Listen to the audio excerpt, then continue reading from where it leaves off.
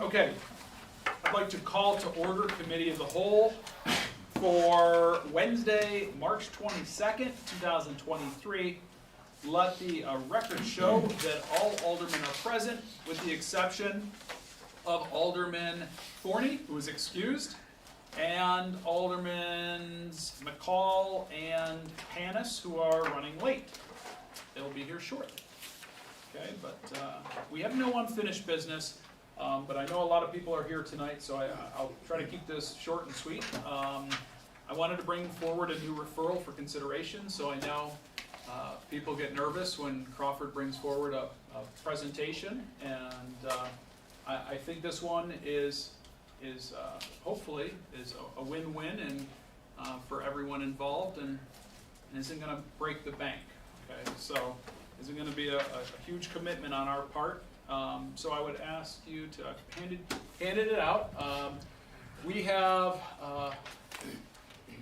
what we're calling a Franchot Facelift for 2023, targeting this Earth Day, which is April 22nd. So I've got to put this, unfortunately, in the middle of budget, just for the mere fact that April 22nd is now a month away, and if we're going to, people who are asking to be involved are looking for commitments, and so I would like to see if the aldermen, as well as the mayor, I talked to Bill about this, Jen and I have worked on this, and what the level of interest would be. Okay, so if we could just go ahead and go to the next slide, please, Linz. So yeah, as I said, this would take place on Earth Day. It's a Saturday, April 22nd, and what better location to give a facelift than Franchot Park? And you know, it can be all sorts of different tasks between raking and cleaning up garbage, but primarily the big task at hand is there's a lot of really nice structures at Franchot Park that just need some TLC. They need painted. There are 2 pavilions, there are baseball dugouts, there are a ton of parking bollards, there's a gazebo, there's some pool structures, and there's a handball wall. So we're going to tentatively suggest that Sunday, April 23rd, could be a rain day. Next slide, please. In the handouts, it might do a little bit more justice as far as the condition of these primarily wooden structures, the pavilions and the gazebo. And there's 2 pavilions. Next slide, please. And there's 2 of the dugouts, and there's the pool buildings. I believe there's 2 structures that look like that stone structure there. Next slide, please. And then there's the handball wall, which is in the lower left. It's just, you know, a white painted with Franchot Park written on it. And when Jen and I were talking about this, we said, you know, wouldn't it be really kind of cool as we're progressing as a city with murals, and is to add some color and add something that would maybe try to capture the character of Franchot Park, all the great things that we did there. So I found the Garfield Park one up there. That's from I believe just a kind of a random artist. But in fact, Alderman Benyon gave me the name of a muralist and spray paint artist who actually did the other 2 signs there. One for South Buffalo and one for, and I can't make out the name of that. Hurdle. Thank you. Okay, so reached out to go ahead and go to the next slide, please, to Vincent Alejandro, and well, if you can see the actual colors on this, it's very bright, and said "Welcome to Franchot Park." It captures the hills. Okay, it captures the hills. We said we really would like to see the great things included in the lettering, such as the iconic wading pool, obviously the basketball court. I grew up playing many hours on that court, and then of course the new feature there is the frisbee golf, right? So he put kind of the hills that we have there in the background, and I think came up with a really nice concept. And when I was concerned about what the potential cost would be, well, and I know Alderman Anastasia is probably worrying about that. So we can go to the next slide, please. All right, the mural cost came back at $1,500, and that includes everything as far as supplies go and his time. He thinks it's a great opportunity to be right there working on that. As I've locked, well, I don't want to say locked up. That doesn't sound right. But I've coordinated 20 to 30 St. Bonaventure University volunteers to take this on, along with our community. I think it might be a great opportunity to open this as a community event. We've done things like this before. A couple of years ago, I was able to organize a group from St. Bonaventure, and we tackled the much-needed TLC to Gargoyle Park pavilion. And what a difference just that sweat equity can do to some, we have all of these structures, we need to take care of them. So I estimated really the paint and supplies would be around $2,000. The mural costs $1,500. 20 to 30, again, volunteers from St. Bonaventure. And then if we have overcapacity, if we open this to our community, we've organized for just downtown cleanups using bags and going up and down North Union Street, South Union, East and West 8th Street, just doing really a spring cleanup if we have overcapacity, and we're looking for other things to do. You never know if you're going to end up with 20 or 30, or you're going to end up with 50 people. So just making sure we have enough things to do. And so that's a short and sweet presentation. I just would like to get feedback because I have to let St. Bonaventure is doing a service day. All right, they're doing a service day event on April 22nd. And I said, when I heard volunteers, I said, hey, there's no shortage of work that we could use in Olean. So I did reach out to the mayor a while ago, and again, like I said, I've been working with Jen Forney on this. It's her ward, but I see an opportunity and try to seize it. And so I'd look, feedback, questions. I'm open to ideas. Mayor? I think this is a great idea. It is, it's much needed down there, and I love the mural. I love that. Awesome. That's great. Awesome. We just kind of said this is what we're looking for, and he's a very talented individual, and he really sees it as a great benefit to the community. So, great feedback. Anyone else? Robert? John, what would be the impact on the usage of the handball wall if it's colored, if you can't see the ball? Do people still play handball? I guess I'd ask Chris. If that's, I've seen some people down there. can you play when it's painted if you can't see it? Just a question. The only thing I've heard of it down there is they will do tennis, just hitting the ball back and forth, or pickleball. They go down there and practice their pickleball. So, as for playing handball, I don't think anybody plays down there. Okay. But seeing seeing the ball come off the wall would be.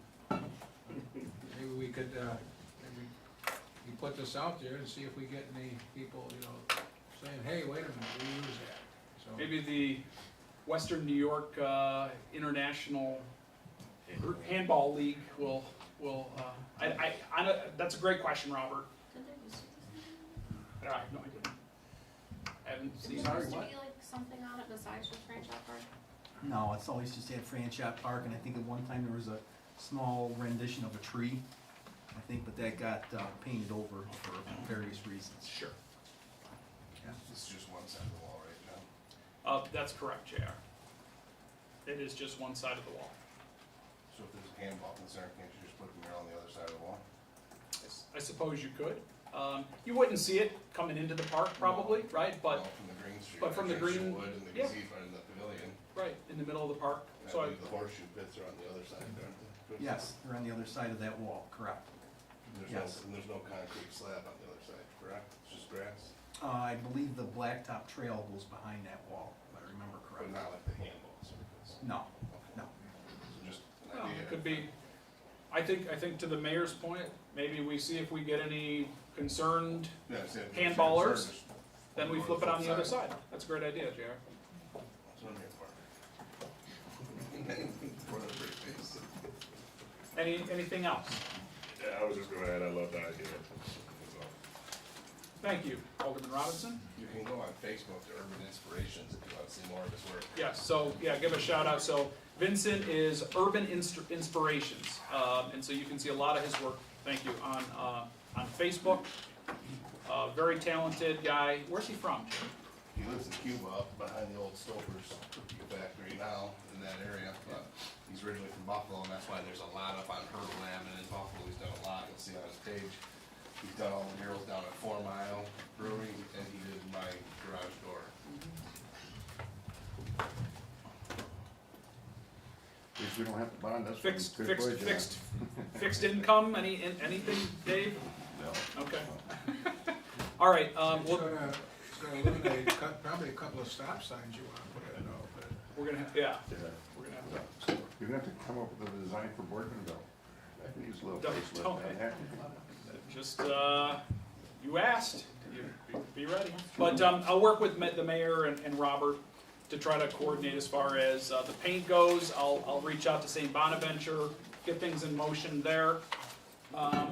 And then maybe work with, maybe the mayor's office can put out a press release, once we have everything lined up. So we can start planning and get some press out there, for April 22nd. So, bring your painting clothes. Okay, Just, yep. Did you include the gazebo down by the children's garden too? Oh, there's two gazebos? There's one when you first I come in didn't. off of Right South behind. Union, Maybe one. it said you had the children's garden, and then right behind that is there's a gazebo there. Oh, okay. That could probably use some, that was painted a few years ago, but it's, Isn't that this one, Bill, on this upper right of this one? I think Upper right of the one that says pavilions and gazebos. Yeah, I thought, yes, that's the one, yeah. yeah, that's the one. Is there a second gazebo too? No. No, you have. That's you- That's the one. Okay. Two big pavilions with There's the, the octagon one. and then the octagon, the Yeah. gazebo. Yeah, yep. Yeah. Good. Okay, awesome. Thank you everyone for your support. Super excited. I think it'll be a slam dunk. Okay, seeing nothing else, I'm gonna make, no committee reports. I'll make a motion to adjourn. Can I get a second? Second. Seconded by Alderman Benyon. All in favor? Aye. Opposed? Motion carried. All right, we are adjourned. Just in time. Just in time. Okay, so I'll call together finance committee. Everyone is here with the exception of Alderman Corney, who is excused. Oh, and Hannah. Yeah, I don't know what's going on. Yeah. You just make a notation here. Okay. Unfinished business. None, other than we need. Okay, new referrals for consideration. This is our budget discussion and capital projects is our focus today, if I remember correctly. Okay, so we had asked for a list of current capital projects and okay, well, good, that's a shorter list than we had looked at in the book, so. I think we have 21 right now that needs to be closed. We can balance those and close them out. So the balance to close them out, is that still what it was it 189 for just the general fund. But if you look on the right hand side, I have 108 right now because there's two of them. okay, I don't think we can close them just yet. We're gonna be waiting for some reimbursement from those accounts, and then we can't close them yet. So the general fund, it will cost the general fund $150,000 instead of $189. But on the other hand, on water and sewer, water will gain $448,000 back to the fund balance. Okay, so since we're having kind of a work session, do we feel comfortable to put those in the bank? So we're working with real numbers up there? Well, I'm thinking, shouldn't we have the transfer made out first before we put it on the board? I mean, we could if we want, but I'm just saying, if we know that we have to make so that, what you're saying, will close out a handful of projects, 21 capital projects, yes. okay? And so we will end up decreasing the general fund, balance by 108. 108. 108,000, yeah. okay, 108 what? 108, 905. 905, 121. 905. Oh, So thank it's you. up there. Gotcha. Right? So then as we move in, and I'm just saying, we're just writing them in, you know, Penciling. as penciling them in, thank you, right? And then as we're looking at capital projects, we have a number a more accurate number to work with. Yes. All right, well, I'm happy to, Okay, you wanna do that, or you want me, you got it? All right, boss, thank you. Very good. All right, and we could just, you know, I don't know, how you wanna list it, is say, so that's in the red, no? TBT, to be paid. Yeah, very good. Probably don't matter down there, 22, there's 218 there. Oh, There's two number 8 projects. Yeah, why is that? Well, maybe, it could just be the listing, see the number before, Dave, the 196 and the Be a 202? typo. I think that's just in the count of the 1, 2, 3. See, those are a number of projects. I think it's just doubling up.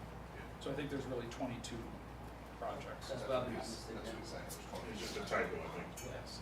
Yeah. But that's, I got you. Thank you, Dave. As fast as I can, it's out of my scope. okay. Yeah.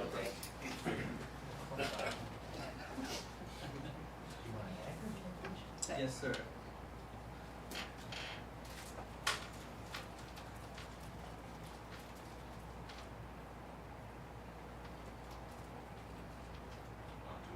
Can we discuss some wastewater doing Oh, We can, while they're doing math? No.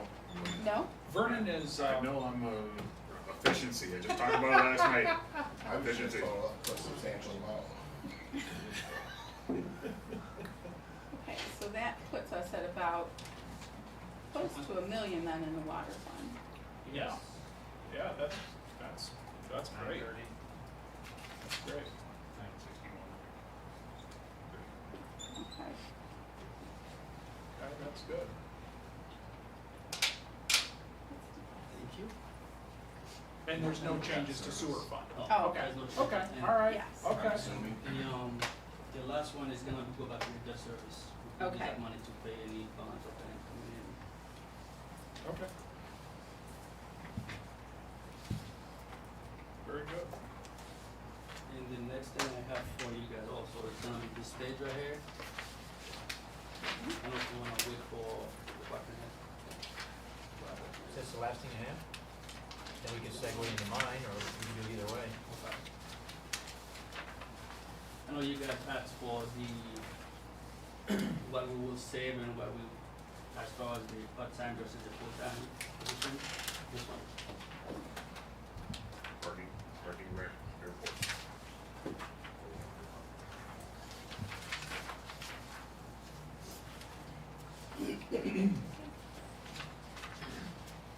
So for the part-time enforcement, person, the part-time right now is $30,127.50.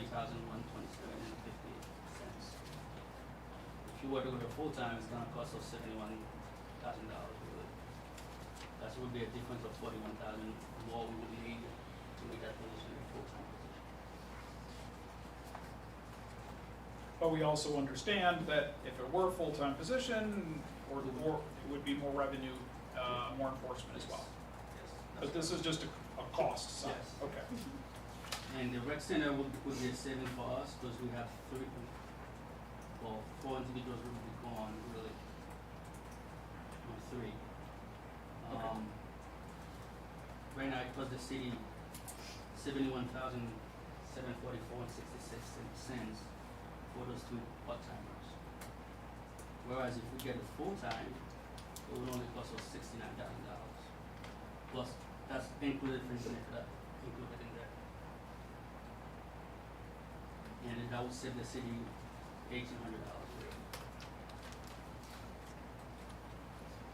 That's based on 29 hours for those part-timers, and the third one is only, is It's a he right now, it's a 10-hour, he's only working 10 hours a week. over winter time. And if we go to the airport, we would be limited 4 people, 4 part-timers. And if you look down below, with fringe benefit included for those it's a $105,000 right now for those 4. But if we were to go to one full-time at $52,000 a year, plus fringe benefit at $28,000, it's only would cost the city $80,000. So that would save us $25,000 a year. Plus overtime. Because you have less hours, man hours there.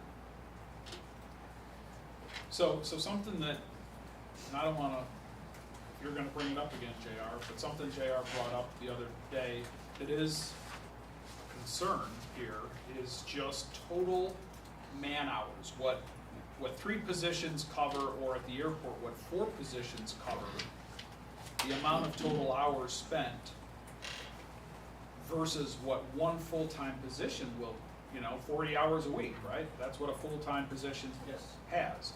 Versus how many hours, say, up at the airport, do those 4 people per week put in? Is it equal to 40 hours, or is it 60 hours? So one of them forward. Okay, so in the handout I'm going to give you, I've worked out the hours on here. Okay, We're actually going to result in more hours. A lot of these part-time workers, one of them worked 3 hours a year, one worked 34, and the other, we had 2 that worked a lot, and then 2 that were so-so. So we're really not getting much out of those part-time that we have, because they have other commitments, other jobs and whatnot. okay. So we're actually, if we go with the 25 hours a week for the 2 part-times we'll have, we're gonna end up 2.5 times more hours overall, productive hours.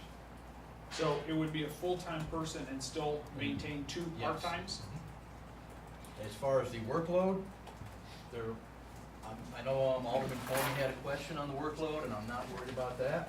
We're not adding more on them, in fact, we're gaining more productive hours. Absolutely are, and I'll hand that out when we get to that part, but Okay. I can talk a little bit more about some of our questions then. Same question Sure. for you, Chris. Sure. Our part-time positions are budgeted at 29 hours per week, of which right now we have 4 part-time assistant managers. Okay? Like I said a couple weeks ago, the problem being here is I'm not available, I can't work. Or we have the other extreme when we get into I can work, but I can't work you more than 29 hours a week. So I see where you're going. You're thinking 29 times 2, how does 40 equal that out? Yep. Well, it will equal itself out because it's budgeted at 29 hours. I'm not saying they're each working 29 hours every single week of the entire year.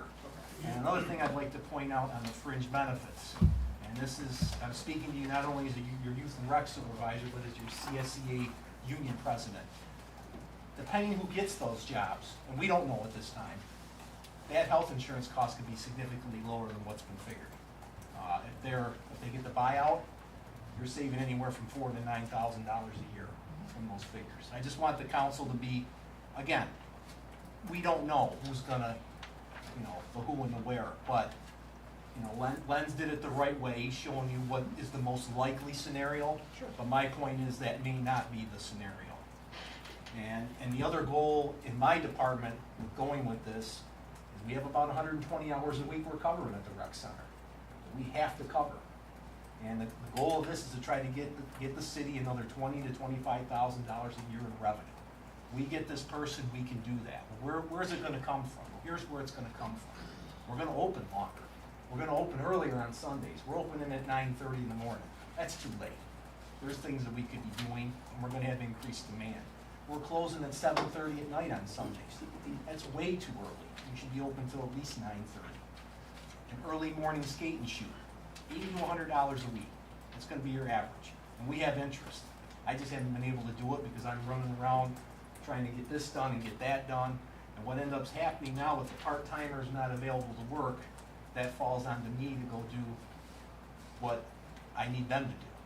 And not that, believe me, the supervisor should get his hands dirty, and it's great interacting with people and seeing what's going on, but it takes away from my time to do the marketing, not only on the rec center, but like I told you a few weeks ago, we need to redirect our efforts at the senior center too. We're trying to get that more as a multi-purpose position. So the $20,000 to $25,000 number I'm giving you does not include what I'm hoping to get out of here, okay? And we are gonna be adding 2 men's league teams next fall. That's a certainty, that's a done deal. Youth hockey is working to take over the high school hockey club. Now, we don't know for certain as I speak to you today.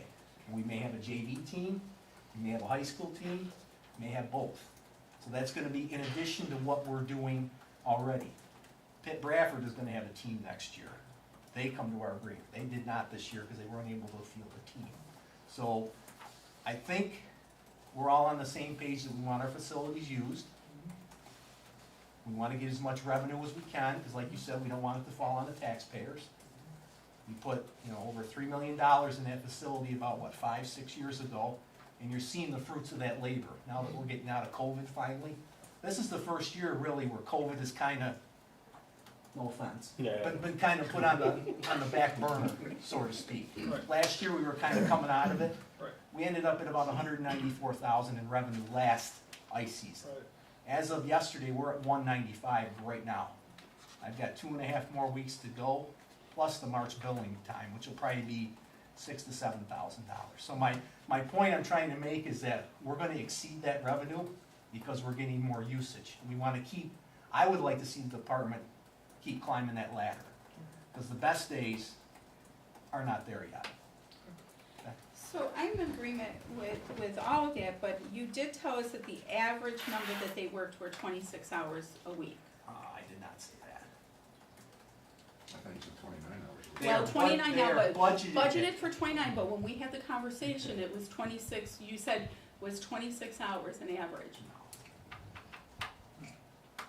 They're budgeted at 29 each. The problem is that they're not available to work. That's the problem. So how many actual man hours then were there, right? Because if we're gonna make a decision to say 40 and there's the concern, the question then is, so if they didn't work 29, they didn't work 26, I mean, It fluctuates. Right, There's no so- way of knowing that well, exactly, Payroll will tell you. Yeah. right? Payroll will tell you. I mean, We have 120 hours that we're open a week. That's when we're open. We're open 7 a.m. to 10 or 11 o'clock at night. That's when we're open. That's when I need coverage for that facility. And we're getting increased demand for the services that we offer. And the only way that I know to offer that the best way is to have a full-time person that's gonna have a vested interest, wanna learn, and even more importantly, is gonna stay. Because we've had good part-time people. We have. I don't wanna paint a picture that it's negative, but the problem is, if they're good, they don't stay. And I understand that. It's frustrating, but I understand that. And revenue-wise, we haven't even talked about the off-season. Mid-April to mid-August, we've got roller skating. We need to be doing more with that, because that's our niche. I have to find what our niche is. Roller skating is one of those niches, shows, different things like that.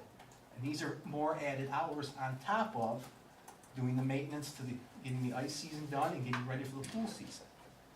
And these people, like I told you, it's in their job specs. They do managerial and they do maintenance duties. That's the way that we wrote it up, and that's the way I think it works. It works for our department. So that it actually brings up a point though, where part-time employees give us some flex when we need it. By adding another full-time position, which might be a great benefit during the quote-unquote busy time, right, during the ice time, where's our flex when maybe there's not as much? I mean, I understand you want it to be just as much in the summer Sure, season. Sure. But do we still have flex within that? We still are gonna retain some part-time people, right? We'll have two full-time or two part-time people Right. on the entire 12 months. Right. Now, again, during April and May, they're not gonna get as many hours as they would get in Right. January, February, and March. Because we wanna make sure our full-time people Sure. have enough work. And the for full-time everybody. people are put on a flex schedule. Yeah, It's not you're working 7 to 3. Right. Not in that department. That doesn't cut the teeth, you know, I mean, so that's part of it too. Their schedule will be adjusted. Hey, we got ice tonight till midnight, which that could happen next year. yeah, that would be good. Very good. But you're not gonna come in at 3 o'clock, you're gonna come in at 4. So you have to adjust the daytime flexibility. So we're getting more and more demand for our services, which is great. I think it's great not only for the department, it's great for the city. But in order to meet that, I feel we need that full-time person in that position year-round. So you got two part-time now, or you're gonna propose two part-time, how many full-time you got? Or will Right, this- right now, or if this goes? If this goes. There'll be a total of 3 full-time people, one of which will be your senior assistant manager, which is John Andor. And the other 2, we have one currently, full-time assistant, this would be the second full-time assistant. So there would be 3 full-time people And out so, of the recreation center. and so now you got 4 part-time and 2 full-time. Right now I have 4, yes, Okay, that I'm is just trying, correct. I'm just trying. Sure. Yeah. Sure, that's correct.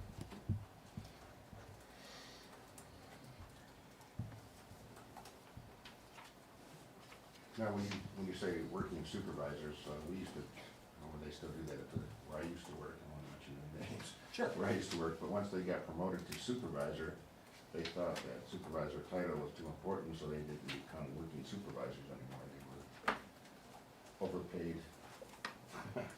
We don't have that issue. It starts at the top, the buck stops with me, and I don't, everybody swings a mop and uses a broom. If that's what needs to get done, it gets done, because this is I view that place as more of a business. We're providing a service, and we wanna make sure that service is provided as efficiently as we can. That's what we're out to, but I don't believe in supervisors behind a desk. And you got that someplace in writing, so that way they can't come back. You were saying your CSEA president, they can't come back and file grievances because It's in they're their not job gonna, specs. they're not gonna do this job. It's in their job specs, clearly written. Yes. So for the airport, that would give us, with the 1 full-time position, what other staffing is up there? Please help me remember. If we went to If one we went to one full-time, it full-time. would We'd have 2 part-time also, instead Okay. of 6 part-time. We could accomplish everything that we need to do with a limited staff, and we would have a full-time manager up there, and have eyes on this investment that we've been sinking millions of dollars into. So that would be 2 full-time total and 2 part-time total? Nope, Or just the one 1 full-time? full-time, sir, With the yes. 2? Yes, Okay. sir. Excuse me. Oh, Drinking too much pop. Any other questions about these 3? Okay. gives us more to think about, huh? Nope, if you say that. 3 full-time supervisors. Take it those 2. If it goes through, correct. I already wrote that Thank down. you. Yep, 3 and 2. Hmm? There's 2 piles over here. There's, I think, for Jason and Jen. All right, very close. Sorry. I know. Type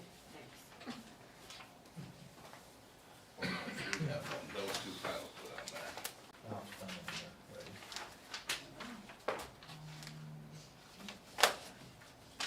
Okay, are we not? Yes. Want to move into? Yep. Okay. So what I handed out to you, these are intended to be inserted into the earlier presentation we gave earlier. So I don't have headings on. The first page is the airport, which is what we talked about. And the other remaining slides are further information that was requested by Council President Crawford and some others. And they're meant to augment what I already had there. I guess I wanna go back, finish up though on the first page on the airport. I know there were some concerns raised about hiring a new full-time airport person, risking loss of a productive employee. No, that isn't likely to be an issue. The employee we have is very professional and would certainly not step down or leave because they didn't get a job, and I know that they would continue to perform and take their job very seriously, so that is not a concern in my eyes. It was mentioned about redesigning the job and the role responsibilities for the current employees. These are civil service jobs with specific job descriptions, and unless I wanna be awash in union grievances, justifiably so, I really can't do much with that. And I don't really think that's the right course of action either. I mean, as far as the airport, they're part-time, but that comment was really applied to other positions too, so I gotta be real careful how we do that. We have very specific job descriptions. And hangar fees, we did look at raising them, I think that's gonna be discussed later tonight. Getting back to job descriptions, so with part-time employees, can't you change job specs because they're not full-time? I can on them, Are part-timers in? they don't have, more than the union? No, they don't have the same union protection, but Right. that comment was not just here, it was also for all positions, so we gotta be real careful on how we do that. But keep in mind, some of our part-time positions are also, they're also civil service positions. Okay? So they are either competitive or non-competitive. So there still may be a civil service job description for them, so we have to be careful with that. And the test too. Yes. Yeah. Like my managers are tested. Okay, go ahead. Yeah, they may not have union representation, but we still have the same roles. So we gotta be real careful with that. So, moving on to the engineering section, so what I have here is, there was some concern and questions raised over some of the numbers I put out last time, I think specifically the 488,000 for South Union Street. So, to show you where that came from, look on page 2, these are 4 projects we have in the wings. These are based on 4 different engineers. To answer your question, John, yes, we have estimates that come with every project. So these numbers all have a basis in fact. That 488 for South Union, I went back, worked at engineers' numbers, because they didn't give a breakdown for theirs. I actually came up with 470. Okay, out of $500,000, 18,000, I don't think was that far off. They may have some other administrative costs I couldn't find. I did not put names of the engineering firms here to protect their privacy, because these were extrapolated using their current rates to project it on these other jobs, how they would compare to others, so they aren't actually official submittals by them. But if you look at the construction days we have here and what we're gonna come in at, if the lowest bidder on this, the lowest engineering firm on here got all these jobs, which is unlikely, we're looking at $1.5 million of construction inspection. I could take 16.5% off that for grant administration costs, because we've already covered that. That only at most takes off $250,000 out of that 1.5. In all likelihood, I know that one particular engineering company has turned down work because they're too busy. So they're not going to bid on most of these. So we're going to end up somewhere in the middle here, and the numbers are gonna go up. This does not include any adjustment for inflation or the cost short-term or long-term for bonding. So that 1.5 million would probably be closer to 2, what would be the cost of the city. And these are just 4 projects I had here. I don't have a splash pad, I don't have Wayne Street or Marcus Park. And if you're wondering where these numbers come from, I refer you to the last 2 pages. Here's a breakdown of 2 particular engineers on the airport. And this is where their numbers came from. And what I want to address here is the fact that when you do construction oversight, it is not one person out on a job. I'm asking for one to handle multiple jobs because I know I'll be lucky to get that, and that's a fight. In the real world, consultant firms don't operate that way. There'll be a team of 6 to 8 people on a project, every project. That includes your office staff, your grant administrators. We have them covered in other areas. We've got our own office staff. We have Carrie doing the grant work, so we might be able to shave 3 out of that 6 to 8 people. But it's not done in a vacuum with one person. And that's why these costs are so high. If you look at these rates, they're very high. There's nothing we couldn't match this. We never could. If we could beat this, then they wouldn't be in business. They're here to make money. So these are real numbers from real submittals and independent estimates. I know a statement was made, that's why they hired me. Well, actually, no, that's not the case, because this role isn't to manage 3 or 4 construction projects. You can look on here, you would never have your chief engineer on here at these rates. It's just, that's not how it works in the real world. He oversees and manages a project, but when you manage a project, you manage a team. Not to mention, we have 58 other people and 7 divisions we're managing. So, no, that this role realistically would not be taking up that slack. It's just not feasible. So, on the back of where those numbers came from, if you now return to the front, again, on the third slide here, I'll give you a little more detailed breakdown using engineer 1, the lowest one. That's where I came up with the 1.5 to show you a little bit more detail there.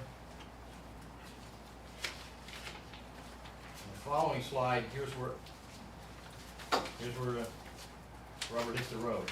At proposed new position, $82,282.50 per year, 1 year. Without adjusting for inflation, that's $411,000 over 5 years. And this forecast is for construction for the next 5 years. If you look at the cost of construction services at $1.5 million, hiring this person versus contracting out, we pay 3.66 times more to contract this out. If you account the short and long-term bonding in there, it's probably closer to 5 or 6. And the rates now are at 4%, whereas a year or 2 ago, they were at 2%. So you're probably looking at, I'd say conservatively, this cost us 5 times as much to do that. The next slide. Thank you for those numbers. You're welcome.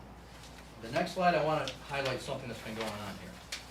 You can see in the chart, around 2015, when these projects really started to kick off here, project value went up. We had a little bit of a downturn in 17. Now, these are a little subjective as far as when they were bid or when they were actually paid or reimbursed, but it's in the general time frame here. I don't know if all of that project was reimbursed in 16, some of it might have been 17, but what you're seeing here is a trend where we got through the first round of DRI projects, and then we had to taper off while we prepared for the next round, and then we went up again. So you can see in 15 and 16, what I identified here is we had some serious deficiencies in North Union Street. We didn't have the staffing there. We were okay as it tapered back off, but in 21 it picked up again, and we hit a wall in 22. We actually had to turn back CHIPS funding because we didn't have the staff to administer it. We gave back money. We carried over for a little bit, and we tried, but that's cumulative, and we're getting buried. So that's where we hit the wall in 2022. From then on, in the next 5 years, you see it's going up. Now, this is predicated on us getting the RAISE grant. If you take that RAISE grant out of there in that project, we're going to drop down to 3 to 4 million at 15 and 22, 2015, 2022 levels. Keep in mind, this is all done with 2 staff members. I don't know who's speaking. Projector. Okay. This is all being done with 2 staff members. We've been at 2 staff members for the last 39 years.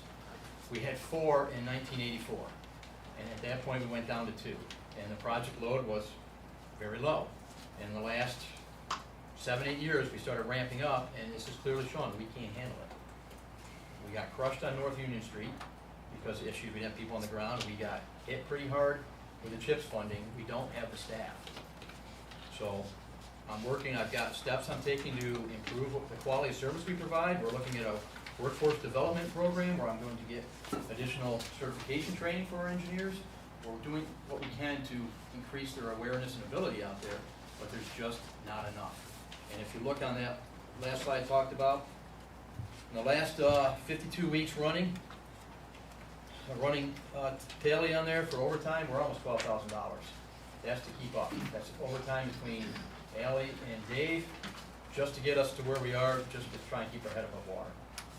If we don't get the position, and we have these projects coming, we're just gonna get deeper. I know one of the questions that was asked was, what do we do when we no longer have the projects and we're overstaffed? That'd be at least 6 years out. And oftentimes these projects have delays. I'm fully expecting we would need this through 29 or 30, in all honesty. Can we do the job with what we currently have? No, I think that's self-evident. And we would not reduce the cost by hiring consultants. It'll cost more, so. That's my pitch to you. Another comment was, can we reduce the projects? Well, I'm working with what I have, what was dealt to me when I got here. I wasn't involved in those decisions. Should we have had the projects? I can't comment on that. We have them, and I have to deliver them. So, should we do If you wanna do less projects in the future, well, that's for this body and the mayor, you know. So I've got a follow-up for you, Robert. Yes, sir. The raise, you've included the raise grant Yes. in your proposal here, and my God, we all hope that that would come Yes. through, right? So, but a project of that, I mean, you're pitching us that this position could be the inspection manager or construction inspector of that job, of something that scope? Not entirely. What I'm getting at is, We'd still have to, we have other projects, we have other staff, this is someone to augment those. Ally's doing some projects now, Dave's doing some, this would be another person to help out with workload. We'd have to share it. It would be a very big project, yes. but we could do it in-house? Wait and see what the design comes in at. You know, that's It's my, concern. that's, if there's any hesitation, right, it's that we add a position and then we come back and we hear next year, oh, we need to add a part-time person back at the rec center, or, well, we need to go out to hire a new construction inspector with this project, it's too big, and it's, well, we made this investment, and now, It's so possible. that's a concern. And if you look, go to the back 2 pages where you see there's several people involved. Right. I'd love to come here and ask for 3 more, but I knew that wasn't gonna fly. Understood. If we don't get the raise grant, we're still gonna be 3 to 4 million, and you still have to Yeah. cope with it. It'll be a challenge, and I can't promise you we won't have an issue. Yes, sir. Has there been considered to get interns? Some that I are asked willing to if work. they've done that in the past, and apparently they have had mixed luck with it. My experience with interns is, it's tough. You spend as much time trying to train them up, and you don't really get what you think you're gonna get out of it. I mean, it's gotta be the right person, it's gotta be someone who's motivated and good. We can always try to do that, but there's certain things they can do and certain things they can't do. Right. I mean, I did that myself through school, and turned on several I mean, but companies. I look at it as they get the hands-on, but at the Sure. same time, it's free help. Yeah, I'd As love long to try as that. it's good help, you Yeah. know. I think that, But I don't think that can replace a full-time employee. no. Well, I you're mean, absolutely right, it's an asset we could use. I mean, because you're talking about the extra bodies that you don't have, but I'm thinking, an intern is someone that could actually help in some areas. They could be in that department and just lessen the load, so to speak. Behind the scenes kind of Yeah. work too. Yeah, I mean, I don't have that built into the budget, but moving forward, we could look at that down the road. Interns don't always get paid. It's a voluntary thing to gain experience, something to put on their resume. Nowadays, More. I don't know. Not nowadays. anymore. My students are all asking. Yeah, Yeah, when I was teaching at Alfred, I don't know of any intern that wasn't getting paid, it's a thought. but it's a good thought, absolutely. Have you, considered or factored in Ring Senior? Is he not working? Is he working? What? because- He hasn't been in several months, and we're not budgeted for him in the next year. Okay, so there's that workload too that he was doing, That's that's now, probably Dave's been picking that up, right, Dave I don't know if that. which is also fueling the overtime. Right, I just didn't know if that was factored into what. That's a good Yeah. point. Any other questions? So you said, Robert, you said that this cost benefit, these are the total, but you said it's like 5, 6 people. So on those It projects, I varies. understand their estimates, but you said 5, 6 people. Typically, So yeah. realistically, just with this and then them shouldering a little bit of that burden, this number would still exist, just at a lower. Right, I figured if you pulled off the top end, the granted, the administration and paperwork, I can pull off 16.7% on average, which is about $250,000. Okay, Some are high, some are low. so yeah, so it wouldn't be a total wash of all that. Right. 488, I'm like the one that's The bulk involved of that it, says right. 488, just for example, so, The bulk of it is the engineer and the construction reps on the ground. right. And this is assuming they're working all those days, and there's no rain washouts or whatnot, you could have a 10% overrun due to weather or something. I got a question, since you're asking for 2 positions, one at the airport and this engineer here, I'm gonna be upfront, I'm not voting for a 6% increase in city voting and property taxes. So if you had to choose from what one position, which position are you leaning more in favor of? Airport or engineer?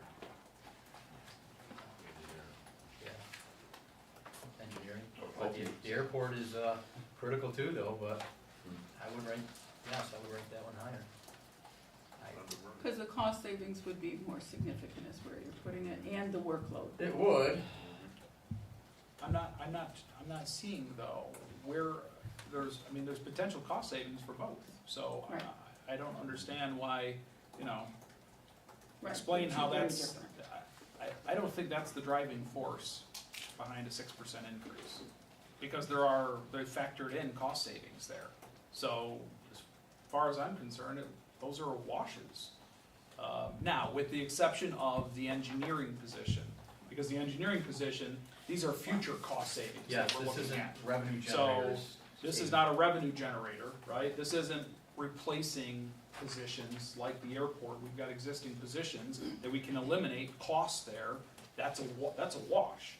Even to what Chris is suggesting is a wash to our budget currently ahead of us.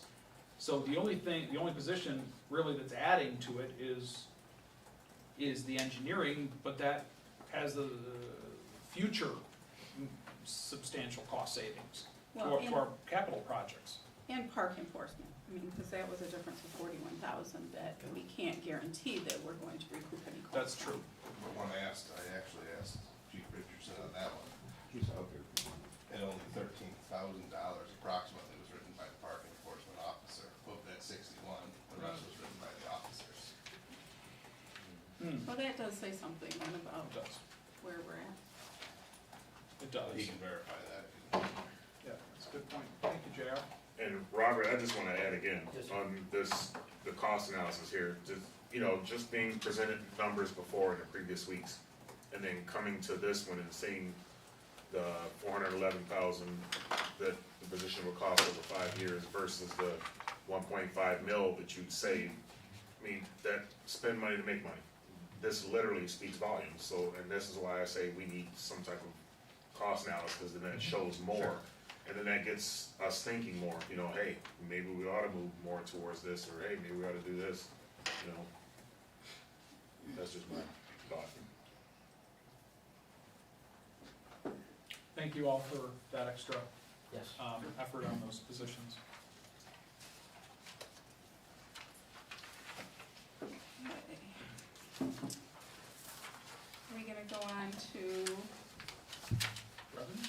revenue, licensing, and fees? Yeah, turn it over to the mayor. Wherever he wants to start.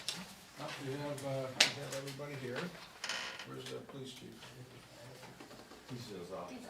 Okay.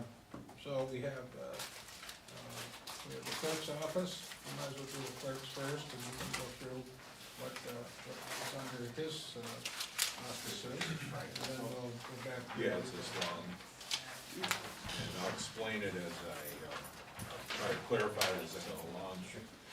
Thank you, Mr. Mayor. In essence, all the department heads were charged with, looking at the fees that they administer, and that, what possible increases in, the fees, are viable. I just want to make a couple of broad statements. First of all, gaming, vitals, statistics, and several others are off the table.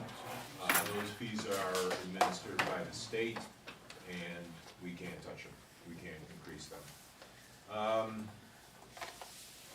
I also, and I mentioned this at the department head meeting, I'm an economist by trade, and we have a concept called ceteris paribus, which is all things remaining equal. But when you raise prices, a lot of times things don't remain equal.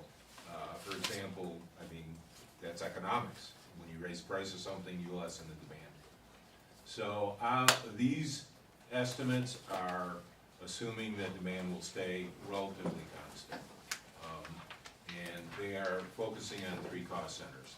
The first one is dog licenses. I'm also talking about our parking lot permits. And I talked briefly with Bob about the airport hangar rentals, and I think he has some numbers on those as well, and they kind of jive. Dog licenses on the left of the page. I worked through the last year, and I didn't really have to give you all this, but the bottom lines are, we took in $5,055 for spayed and neutered dogs, 1,950 for unspayed, unneutered. The total was 415 dog licenses for the calendar year. Actually, it goes from February to January of this year. But it is 12 months, 415 licenses. Now, there's a state contribution to that. Our current fee for spayed and neutered is $15. $1 goes to the state. The current fee for unspayed, unneutered is $25, and $3 go to the state. So the bottom line is the city share in calendar year 2022 was $64.34. You can see it at the bottom. Okay. At the department head meeting, it was commented that we could go $5 on each license. So the 15 spayed and neutered goes to 20. The 25 unspayed, unneutered goes to 30. That would net us $8,509, again, assuming no fall off in demand, for a net gain of about $2,075. That's dog licenses. I feel real small talking about these $1 million projects and anyways, let's go to parking. If there's no questions on the dogs. This was something that I think I brought up, I don't know, whenever we kind of talked about the possibility of having a full-time animal control officer. And I don't know if there's something that can be gained collaboratively with the police department, or a parking enforcer, I don't know. But the fact that 400 people registered their dogs, 50% of American households have a dog. And so by, estimates, that's drastically low, because we don't enforce it, right? It's literally on the honor system, whether people register their dogs. And I think as we get past the budget, it's not something that can be solved here, but how are other communities enforcing dog licenses comes to question, because there's significant revenue opportunities there that can help offset costs for, upkeep of the dog park and things like that, right? So I guess I'm surprised we have 415, because I think the last time I ran the numbers, I figured there was probably around 2,000 or 2,500 dogs in the city. I would say there's at least that many in my ward, because I met them all when I was going around. But, and this is annual, right? Yeah, So, yeah, I'm in agreement. the 415 is annual. Yeah. I would comment that doesn't necessarily mean 415 people came in, because many of them have multiple dogs. Exactly. Years ago, they used to do a dog census Okay. in the city. Okay. And that's one where we could get some interns to do that, go around and, That would be great. and this number is ridiculous, let's face it, there's more dogs in Olean. On one block. But, we can go to a concerted effort also with this. We have our police officers go to homes, and if they have dogs in there, they can, ask the question. Is he licensed? If not, we can get it to the, same way we have, ambulance, calls. We have the water department people go there, so we got all this going on that we can do a concerted effort on getting that up. But this is, I had them all work on either last year or a series of years so this is light. This is very light. Yep. So, Yep. And I don't wanna get down into the weeds, but like I said, that's not for solving tonight, right? Yes. But, yeah. Continue? Yep. Parking lot permits is the upper right-hand corner. This one I am concerned the most about of losing customers when we do raise the price. The intent was to raise the price currently from $30 to $35 per space. And as you can see on the center of the page at the very top, parking lot permits monthly price breaks that are in effect right now. And we have 6 breaks.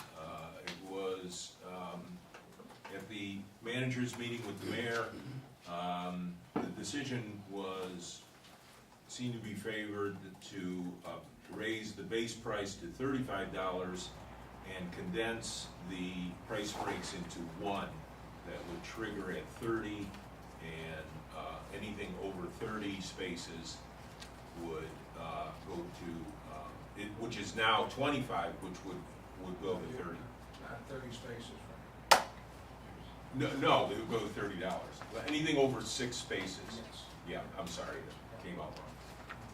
A user that has more than 6 spaces. What's that? Like a permitted user that's buying more than 6 Those are most of your spaces. businesses. Yeah, they're businesses. We have a few, but our parking, I'll go back to when my wife worked in Buffalo, and I know it's a different situation, but she paid $125 a month to park her car. So 30, I differ with Frank on this, I'm not concerned, I don't think we'll lose customers, bumping it up $5. No.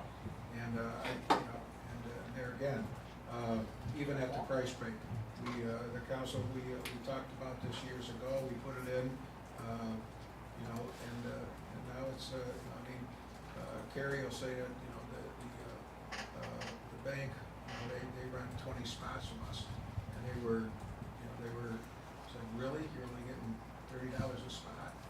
So this is, I don't think this $5 will lose people.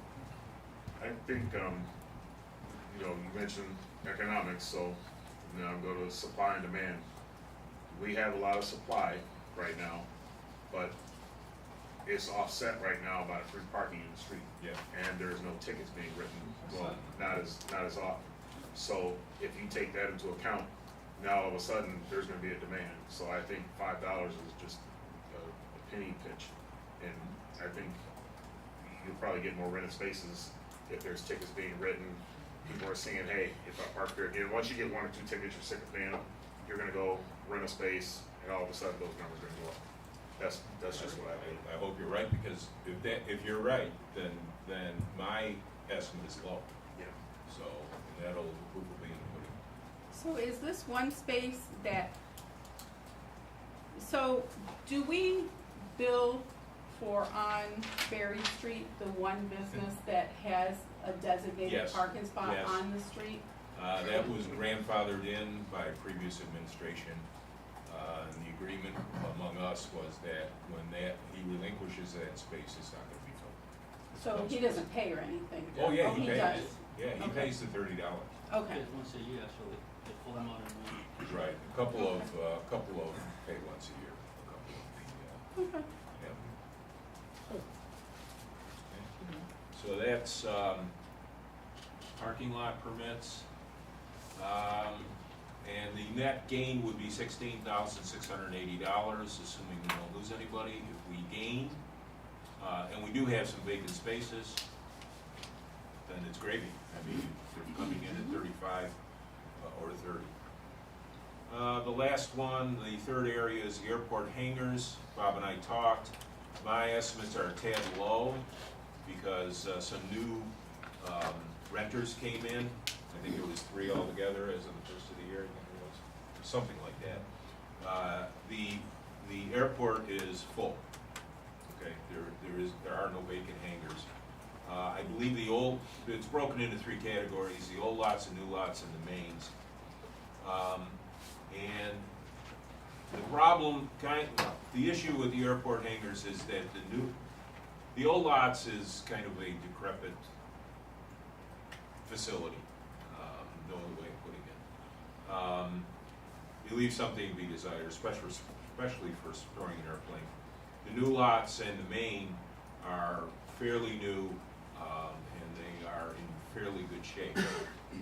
The airport hangars, we did raise the price on the news and the mains by $25 per month last June. Speaking of which, going back to dog licenses, I did forget to mention it. The last time they were increased was in June of 2018. So they've been at the current level for 5 years. The parking lot permits were also increased around that same time. They've been in effect for approximately 5 years.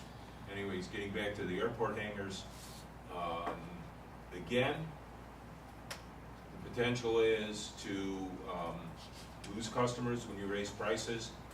The most recent increase last year was $25 on the new lots and $25 on the mains. The strange thing about that is, I went to see Jay Leno at the casino this weekend. He's gonna use our facilities? He was very funny. He was very funny, and the food was good at the buffet, and I had a very enjoyable evening. So why am I mentioning it? Because apparently Jay Leno flew in through Bradford. Yeah, I was there too. I did see, believe it or not, yeah. So we do have competition. A lot of people assume that we don't, but we do. And it's potential, and distance-wise, you know, from going past Hinsdale to Bradford, there's not that much of a difference in distance. I just mention that again because my inbred concern is that you lose customers when you raise price. So the small little box, kind of halfway down the page or 2/3, and on the right side, the permit parking changes could save us can increase revenue by $16,680.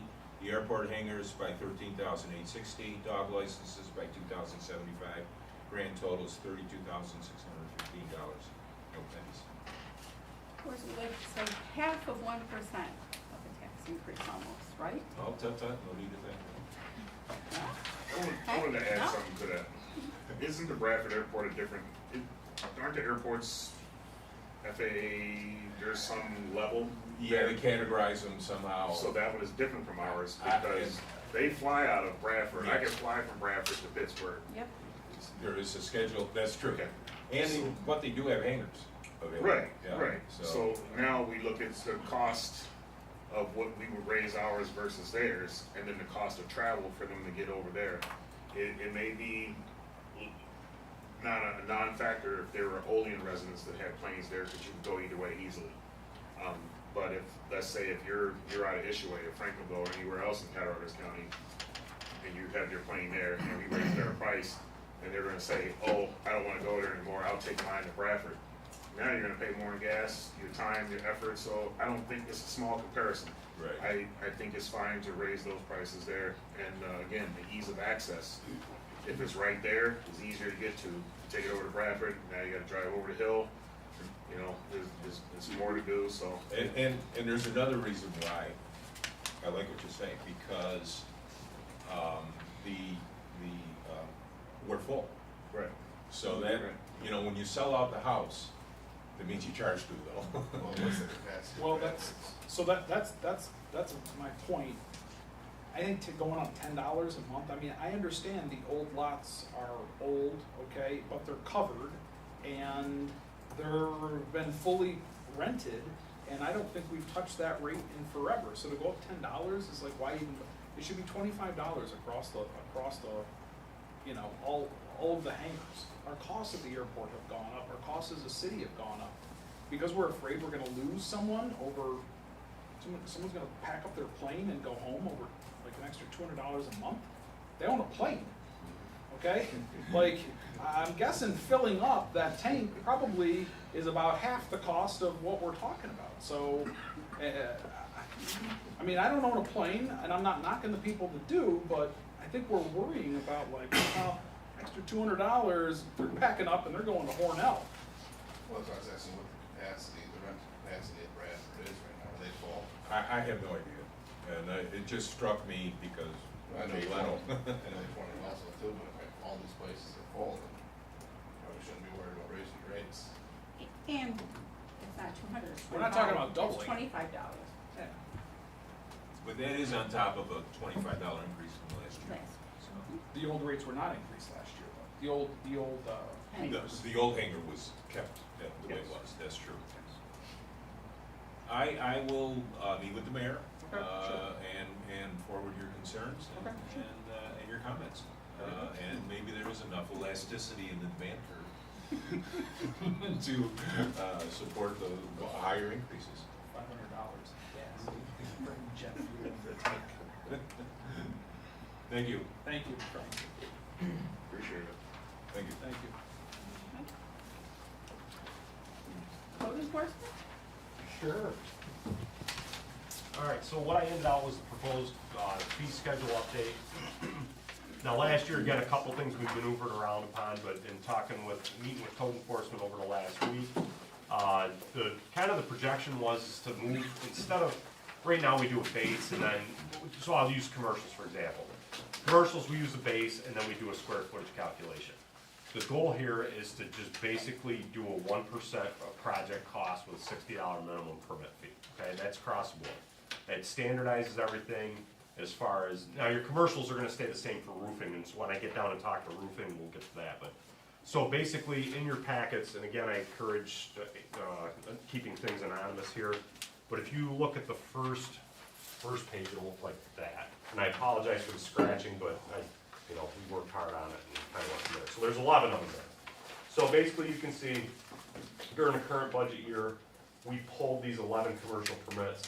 And basically, if we went to a 1% based on the valuation of the project at hand, we left about $123,500 in permit revenue out there. The one thing I'd like to draw attention on would be about halfway down, you'll see the two that say prime on it. Look at the cost of the project and look at the 2 permit fees. I mean, that right there is kind of the. Is that, I don't wanna call it a benchmark, is that pretty consistent Yes. though in industry? What Is a you're 1% permit fee? Even if you were to take them out where you take a base, and we've got projections from the city of Elmira, city of Oswego, that's what you know how last year we did like 6 different municipalities, we don't wanna be gouging, we wanna be, somewhere in the middle, somewhere, palatable for the people. The other thing we wanted to do is kind of equalize that if a person spends a project, like for example, roofing permits, no matter what, it's $50 across the board. It doesn't matter whether you put a gigantic roof on a residential structure or just a garage, it's still the same. This will kind of equalize things out. So just right there, I wanted to touch on that as far as the 1%. And again, obviously, we're doing a concerted effort with the taxpayers, the residential properties, and your mechanicals will still capture underneath generally, unless it's a large mechanical project. Again, with everything in the news as far as dealing with gas, as we remove more of that, we're getting hammered on mechanical permits. I mean, we're getting a lot of them now because of that. That just kind of created fear of the unknown. Just roofing permits, for example, if we were to go to a 1% valuation on that, that would be the last page. Over the 106 roofing permits cut last year, if we went to the 1%, based on estimated value according to the ICC, International Code Council table, that would have garnered an additional $11,620. And again, even an $18,000 roof, the permit's $108. And I know it is a cost, but it's the cost of doing business, getting us out there and inspecting, and those types of things. So that's kind of where I wanted to, have you folks chew on that a little bit and see if we have an appetite for it. I think it does standardize things. It really standardizes the project cost of it. Like I said, that one in the middle there, you're looking at and the reason that those permits are so low is because of the square footage. The project was expensive to complete, but the footprint itself was small. And so you're taking almost $140,000 in building costs, and the permits were less than $500 for the 2 projects.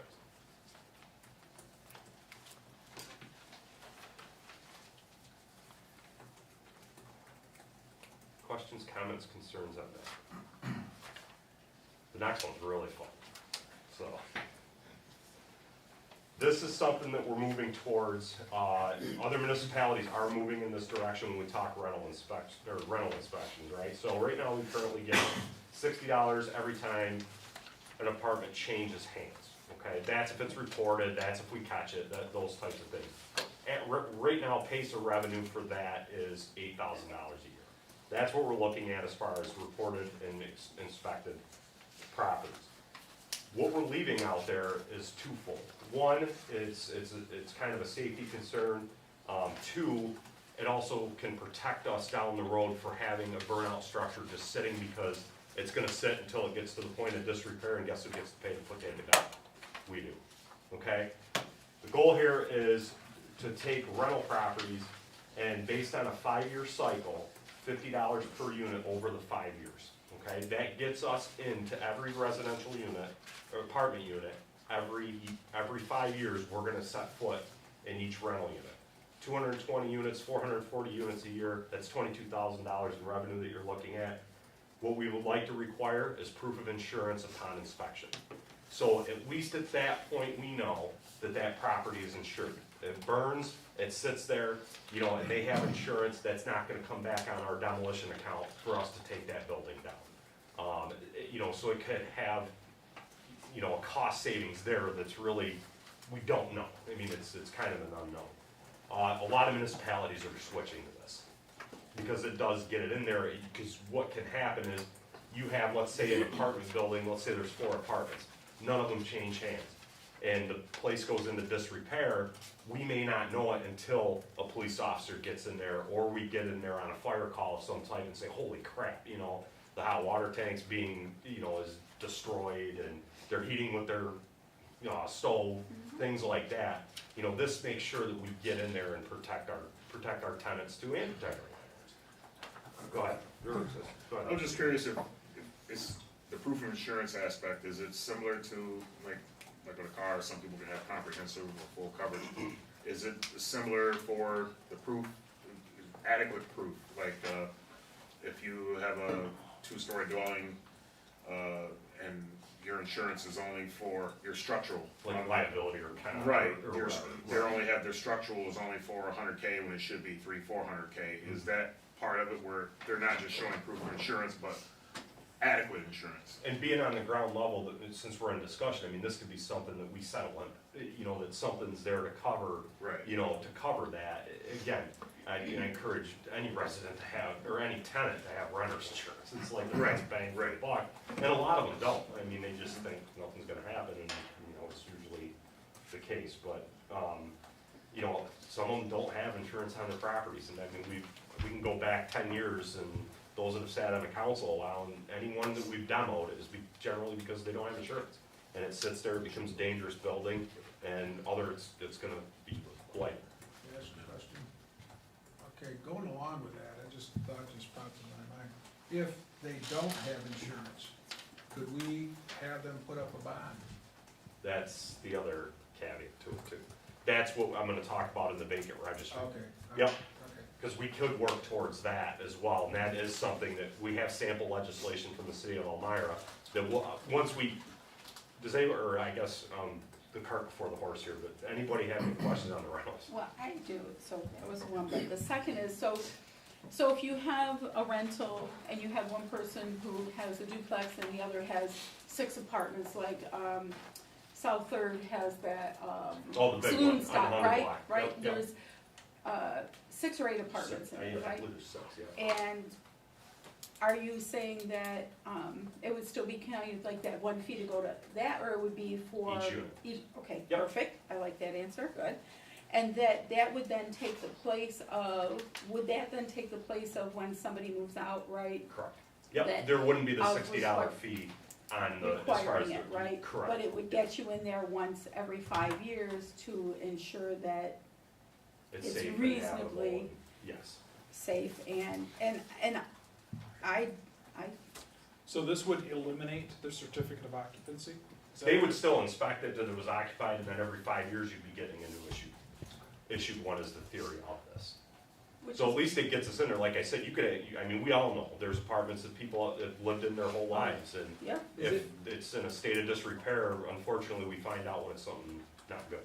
I thought there was a question of legality to this. There could be, and that's what we need to look at, but this is an avenue that we can start the conversation and certainly move towards this. If some of your concern is proof of insurance, you're only gonna require proof of insurance every 5 years.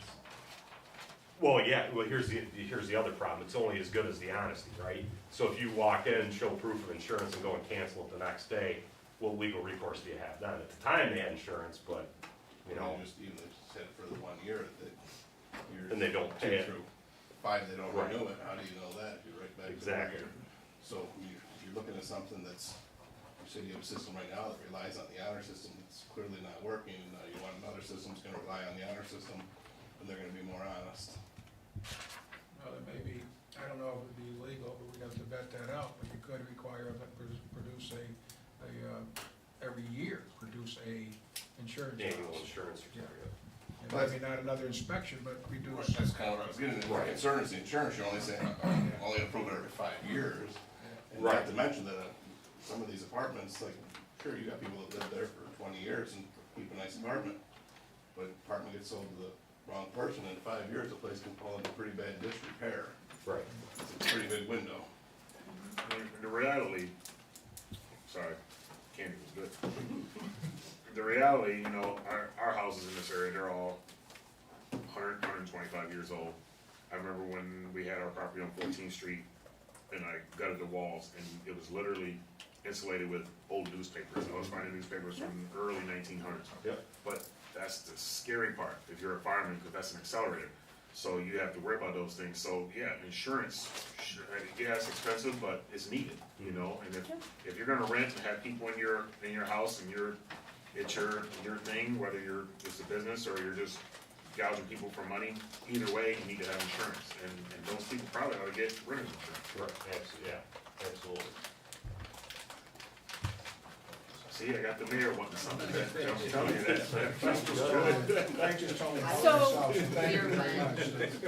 This was, the rental inspection was originally discussed, and it was originally proposed like every so many years, so I can pull what Nick put together. Right, and truth be told, anything right now over 3 apartments is listed as a commercial property, and we inspect it every 3 years anyway. This would be your, again, this Less would than lean on your, like, your duplexes and things like that. But, here's the caveat, is that when we do those commercial inspections on 3 or more apartments, you're looking at common ways, status of housekeeping, you're not getting into the apartments. You're just looking at, so we'll use an example of any of your, like you said, the saloon style one, you could go in and just check, you know, general, do a 360 around around the place, see how it is, and, you know, you're looking at the roof, you're looking at the fascia, the soffits, you're looking at just general housekeeping, and then the common ways of the clear. You know, that's your fire safety inspection for those properties. These would be more of your rental inspection, like. And those commercials are expected often, every 3 years? Every 3 years, yeah, assemblies are every year. So like your churches, your halls, all those things are done every year, and then your commercial properties are, which leads us to the next one. So this is not something we're gonna see any revenue change in this next year, but kind of what. This one we could, if we move quickly Okay. on it, yes, we could. The next 2 is difficult. So with this though, the every 3 years then for the commercial, you're charging them also? No, Take one no, half we don't. round. That's where the next one comes in. Okay, because, you know, you have a landlord with, I've rented those apartments before, when, and for programs, right? Yep. And you're right, and then you had somebody else come in and then they, you know, needed a little help. Right. So that's like okay, so that's gonna be addressed like those 8 units in this next point? Sure, and that, this Okay. is again an appetite to see what Okay. everyone feels about it. 'Cause apparently we all have appetites now. Yes, so some municipalities, are we good on the rentals, we'll look more into the legality, make sure we're tightened up on that. But like what JR said, is look on an annual requirement of proof of insurance for the codes officer, much like the contractor's license. Well, I just was thinking, Tim, that, I mean, most of that, you said, what are you gaining now, would you say, what, 8,000 for the rental inspection. Most of that's probably from a handful. And honest people saying, The same landlords, Yeah. and I think that the intent of the thing originally was trying to target kind of this, yeah, some of the bad landlords. yep, If you will. And it's probably, good landlords are the only one adhering to it, so I Right. kind of look at it and say, kind of missed your mark. Yeah. Now going to, you know, if the intent was to go after a group of people that maybe were keeping things nice or whatever, following legalities, you missed the mark. I just wondered, how is this gonna hit that mark when you're proposing a 5-year window? right. I still think you're missing the mark. I still think the only people that are gonna adhere, Are the the ones people that that are are keeping gonna- this place, honestly.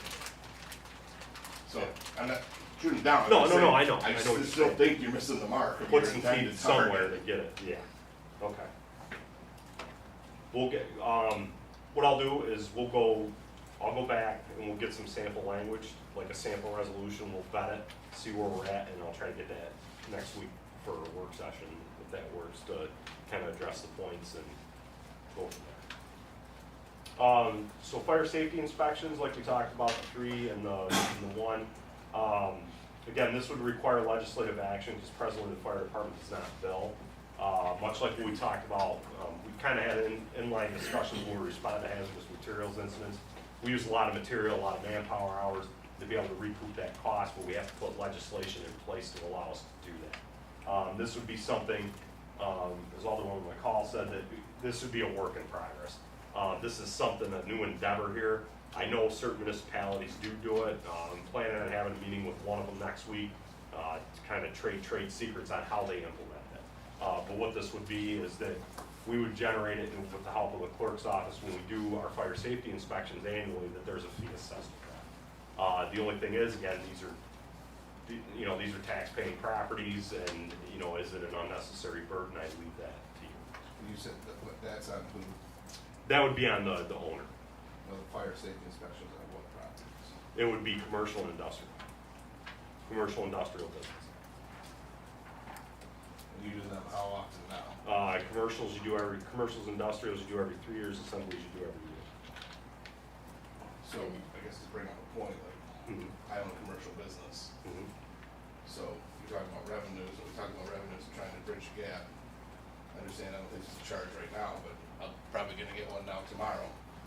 I've had one fire inspection in 10 years. Right. I don't care, my mind, I'm just Right, no, pointing I out understand. that Yes. we're saying we're gonna generate revenue.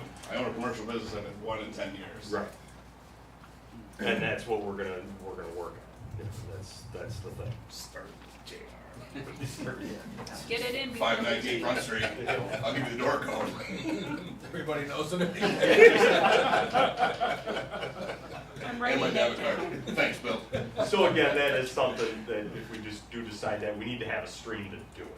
There's nothing there right now, there's no vehicle to do that, either with legislation or how you go ahead and do that as a developer. That would be something that would be done throughout the year. The next thing would be a vacant registry. This will come with sample legislation from a couple municipalities. Again, when we talked about the going with the capital project with new software, is that basically we would start out, now we do have an inventory of the vacants. We do, but we would need to send out surveys, gather some more information on this.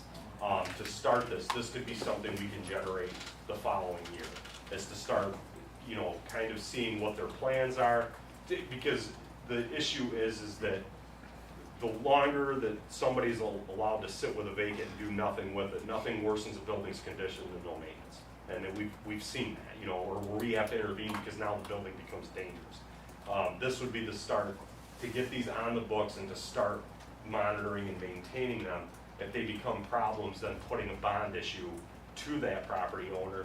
So we're not constantly leaning the properties, where we're getting complaints from you guys on, that the garbage, again, here it is, same thing, every week, we're constantly going to these places that are vacant, or, the weeds are that high.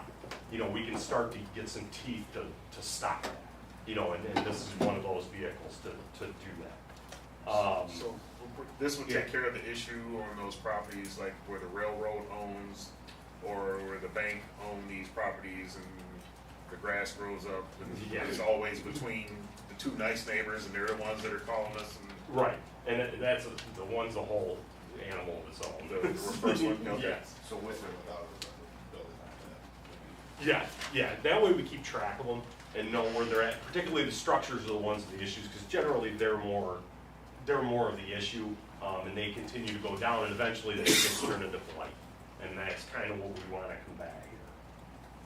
And again, being that it is a negative because there's a fee assessed to it, that may prompt a landowner to say, you know what, I keep getting hit with this, why am I putting this up, let's just get rid of it. And then put, and see what happens. Again, I know what you're thinking, it's gonna go to somebody else. No, I wasn't, actually, I was thinking, actually, while you're doing my fire inspection tomorrow, you can stop by the vacant house right next door to my house. So, and what would it take then to move to that 1%? Because, we just had our roof done, I think, it would have been about Better make it 360. retroactive. I left you off, So my there was 10 other $50 pages, but yours was I off. gotcha. When Well, did you but do I- your roof? Just so I know how far back we're going. Retro to Half of it yours, was done 10 years ago. right? So, what would it take to kind of, to put, because as looking at these, that's the one thing that it looks like we could make those changes, and that made, I mean, honestly, I think 360 for a building permit for my roof would have made sense in my brain. I'm happy with the 50, Oh, yeah, yep. right? But what does that take to make that? I'd say just a PL.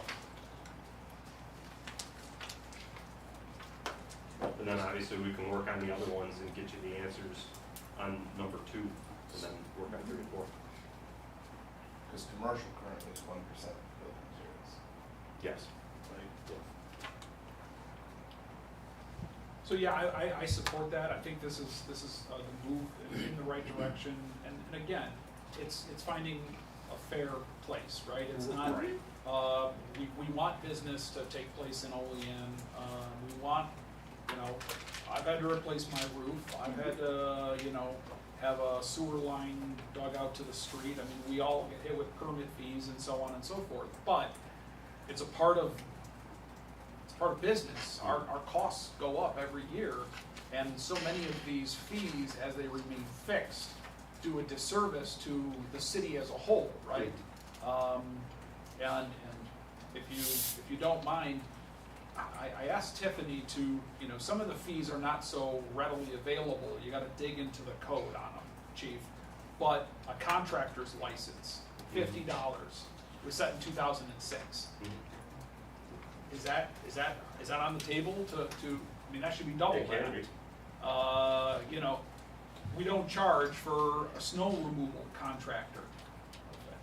Not But- gonna find me, they don't enforce it either.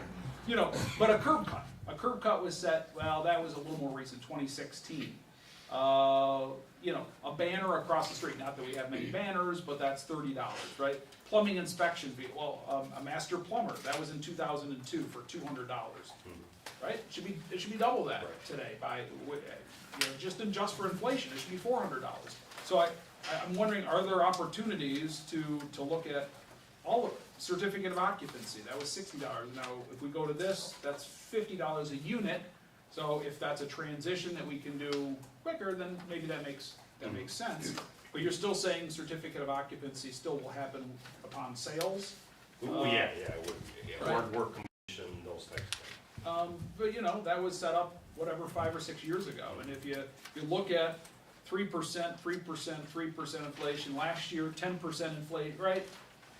I guess I would like to see, if possible, some suggestions to all of our code fees that are. I know we These are updated great, a these huge are, bunch of them last year. yes, Yeah. and if we did, then, okay, then.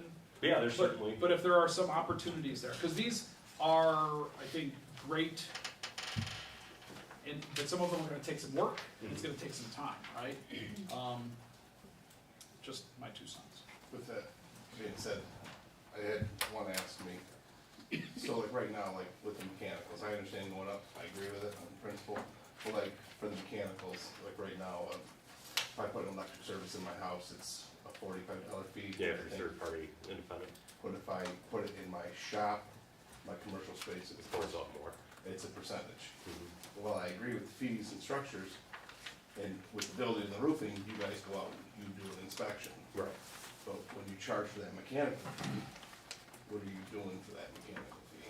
Yeah, that I would have to look at to give you the answer. Cause, I mean, you still have to go out and, You get the permit. so I put a service in each of my buildings, let's just say, Mhm. if you didn't come do anything, I just gave you money, you didn't come out and do any inspection, I still paid a third-party inspection for an electrical service, so, and like, going with John bringing up the contractor's license, what does that get the residents? Okay, that's a good point. What's, again, that's, they could show proof of insurance today and be done tomorrow, or can you make it better so that we maybe you're protecting the residents from, right now, it's, yeah, they're on the list, but maybe you could say, sure, they're on the list, but there's been a number of complaints, maybe you wanna, That is a great one, but I see what you're saying, yeah. I'm just asking. Is there any, so to Jared, is there any criteria where we can pull their license? Oh, yeah, yeah. There that's is up a there in process? discretion. Yeah, so what would happen is that if they, or if they're doing shoddy work, they get put on, you know, we just recently put one on for a complaint. I've got a couple And- that I could give you. Yeah, and what'll happen is when they come in to do their renewal, usually a lot of it's criminal activity. that we pull. And, you know, it's at the discretion, through legal counsel, that we can do that. I guess that's what I was asking, like, what's that getting, you know, what's that providing? Right, usually over the year, if we get like, let's say we get, you know, contractor X, we're getting a lot of complaints when, you know, from residents, like they did shoddy work, or they did, or I'm missing something and there's police reports filed. We can start to build a case, and then when they come in to renew, then we're like, oh, wait a minute, red flag, and, you know, we can either approve or deny their permit, or their contractor license. Does it happen often? Maybe once or twice a year, we'll get them. What do we have now if a contractor that does not have a city license? They would issue a stop work order and they gotta get a license.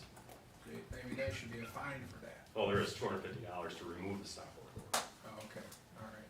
Because I know I had an awful time, you know, getting contractors I did several things at my house.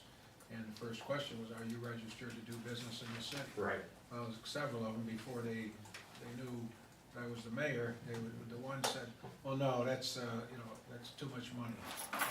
Cause actually, that was one of the things we instituted Yeah. last year. And he Was the lost my stop work furnace order. job because of Yep. that. So if he'd have registered for $50, he probably would have had my furnace job, but he elected not to, Right. so. Do we ever enforce the 250? Oh, yeah, we get them, you know, if we're aware, we nail them. Yeah, good. Cause I know last year, before we instituted the fee last year, there was nothing there, we'd issue a stop work order, they'd have to go out and get their contractor's license, they'd come back and do the work. Now, they've gotta take the $250, pay the $250 plus the 50 to get the stop work order removed so they can continue to work. Great, thank you. And just, I mean, we kinda echoed like with the parking earlier, a lot of the large projects, as far as, you know, that may get some type of funding, it's sometimes laughable the amount that they budget for permits, and we aren't even hitting 25%.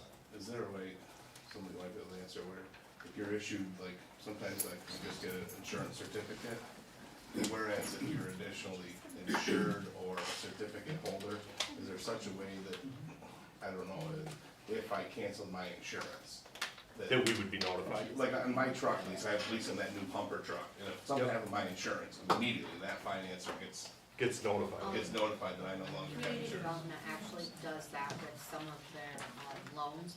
They're listed as an additional insured on the insurance policy, and then they'll get postcards every year for renewal, or if there's a cancellation, you get But notified. when you're listed as like a lien holder, right? It doesn't have to be a lien holder, it can just Oh. be like an additional insured. Okay, that's what I was wondering, is there a way to get, is some type of certificate that if they do that, then you just get an alert in your office? Be like, hey, guess what, this guy just, you know, did this. Yeah, That's the way it is for automobiles, right? You cancel your insurance, Oh, God. New York State gets. New York State automatically gets it, but like I said, I know like on the finance, like you hold either a bank note or like a leasing, if you cancel that insurance or something happens, The creditor's notified. Oh, yeah, probably before you are, that day. Yeah, I'll look into that. makes sense. Yep. So, got kind of a roadmap for the next year at least. Like I said, I just wanna kind of put that out there so we can work towards it and have some conversations. Thank you. I didn't write on that one because Oh, I knew you needed it. oh, thank you. Yeah.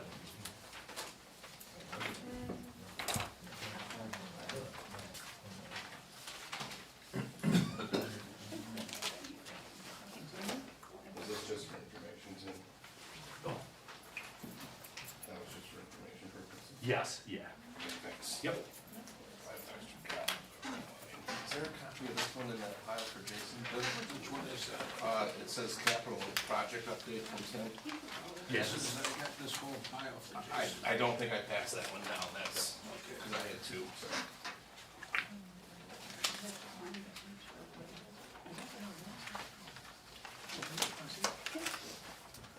Okay. Any other, Sorry, don't worry, I passed it. that's, I wasn't Have a dismissed seat. properly. no, it's all good, it's all good. Okay. Who wants to go next? Chris, you're on. All right, thank you. Did everybody get a copy of our recommendations?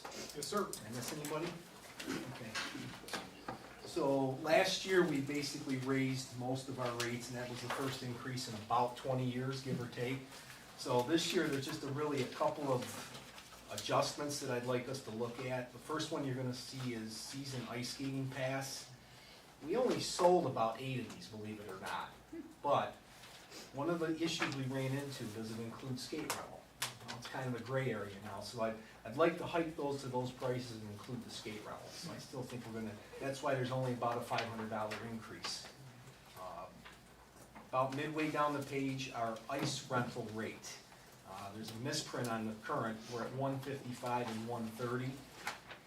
You folks have already approved as part of last year's package to go to 160 and 135. So I'm projecting, again, conservatively, $3,000, and that's without that extra ice time that we talked about a little while ago. So that kind of puts us, you know, comparing rates to other rinks in Western New York, we're kind of right in the middle. So we may need to look at that a year or two down the road to make another adjustment.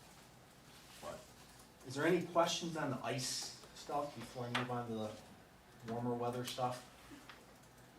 Okay, the pool, again, I made a proposal here, we're only charging $2 for a kid in the senior citizen and $3 for an adult. I'm proposing 4 and 5 respectively, and 12 for families. I don't know if the council wants to look at a flat rate for the pool, but we need to, we only brought in about $9,600 last summer, so we need to see what we can do to get some of that up a little bit, so. And again, I'm projecting with those numbers roughly $1,000 increase, but I'm kind of basing it on last year's. Could be more, hopefully, but is there any question on the swimming? I mean, We have not included anything for The the splash splash pad, pad yet, correct. so we're just not sure that it's gonna be, but that can always be, you know, if we know when we're gonna open it up, we can set the fee for that. and at the beginning of page 2, I actually did put in here a charge for franchise waiting pool. Again, this is up to the council. We're basing this on our 6-week season down there, 3,000 in attendance, which is an average of around 70 a day. Revenue would be between $5,000 and $6,000, but we would have to staff that with an attendant. So you're talking probably about $3,500 in added labor costs. So I'm just putting that out there for thought. Go ahead, look like you have a question. You know, I have to say, I think lots of families use that. Yes, they do. And I think that some families who might not have resources to utilize other parks and stuff, that's a wonderful resource for them. So if we're I just 25, just right, put it out and there. I appreciate you Yeah. trying to find Yep. other revenues, but I agree. guess for me, I would say, you know, with a modest 2,500, I would be. Sure. And given the fact that your hours are already stretched all over the place, this would be an added kind of Sure. pressure. And I see like, so you said 5 to 6, but realistically, what would that person cost the city in part-time hours? About probably $3,500, give or take.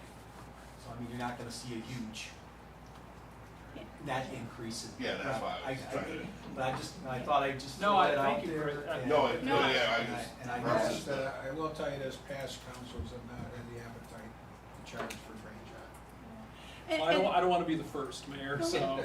No, and I'm in agreement, and I appreciate you looking at all Sure. avenues, I just think, and they use it real regularly, and that's a wonderful opportunity for them. The net benefit there is Is- net. Is actually, I It's a would see it minimal. negative, yeah. It's minimal, Yeah. at best. Okay, so public roller skating fees, I wanna see where we are, those mimic our ice skating fees, I think we're right in line where we need to be. The John Ash Community Center, all of these, or most of these were increased last year, I think we're good there. We don't do the maintenance again on the pavilions and stuff, but we do actually handle the reservations, so this is kinda why I'm not trying to step on Robert's toes or anything, but I recommend some small increases for Fornis and Franchot and Gargoyle and more, but it's just based upon labor costs going up and trash removal costs going up, you know, so. I don't see us losing people because of a $10 increase, I really don't. And you're gonna see here, if bathrooms need to be open, we're gonna propose going to $25 an hour. What does that mean? It means when the pool's open, or the building's open, you get them from noon to 5. pool's not open that weekend, you got a pavilion rental and you want bathrooms, we charge you this and I have to staff it, so that's another staffing need that we do run into in May and early June. So that's what that's in there for. Any questions on page 2? Do we have a similar program for the bathrooms for Forness Park? That there's a charge to open the bathrooms for Forness Park or not? No, Don't we think offer so. it to the, the teams as long as they will open it and close it. So that's been off, you know. So But I will back up, if somebody does rent the park, no, we open, yeah, no, they, as long as they're responsible to open it and close it, so. Yeah, they get a key, it's part of the security deposit, so we've got good cooperation on that. Good. Page 3, again, Lincoln Square has been one of our newer additions, and those rates have not been changed from day one, so I don't know what the council's thoughts are there. We're getting a lot of usage, which is good. So just propose some minor tweaks there. And adult summer field rates, we're proposing some tweaks there because again, expenses have gone up. So Basically, it. I've Go got ahead, John. I've got a follow-up for you. So in our code, so the adult summer, what is that, adult summer field rates for the league, the different leagues, Yeah, right? different leagues. Now, so in our code, there's additionally a cost per team, is there not? Isn't there a league fee and a cost per team? This is what they've been charged, what you see on this paper in front of you. That's not what's in our code. That's what they, Okay, that's all I can, okay. That's, well, this has been pretty much it since I've been here. Yeah. I don't know, I know maybe prior to that, I don't know if there was, changes that were not updated in our code Okay. I over see. the years, so. Okay. Now, is the late fee, oh, that's a per month or per game? I see. Gotcha. So let me go back to the adult user fee. $300 per league, one-time fee? that's correct. So all the- one-time fee for All the all their maintenance. games Correct. and all their maintenance Correct. and the lights that we're gonna be running? Well, there's a Well, late. there is a light fee, Wow, additional okay. light fee in there, yes. Right now, they're only charged that on one league. How does that compare, well, to the, I mean, obviously, it's costly to run an ice rink, right? How does that compare? Do the hockey leagues just pay one fee? For the use of our facility? Yeah. If it's prime ice time, it's $155, if it's non-prime, it's $135, so yes. So St. Bonaventure pays the same thing that only in youth hockey pays. But I'm saying like, they don't just pay one fee for the entire season, No, they're billed per hour, they're per hour. per hour, yes. So per league could be multiple fields. Could be, yes. Yes. That we then have to maintain and mow, make sure the bathrooms are clean. Yes.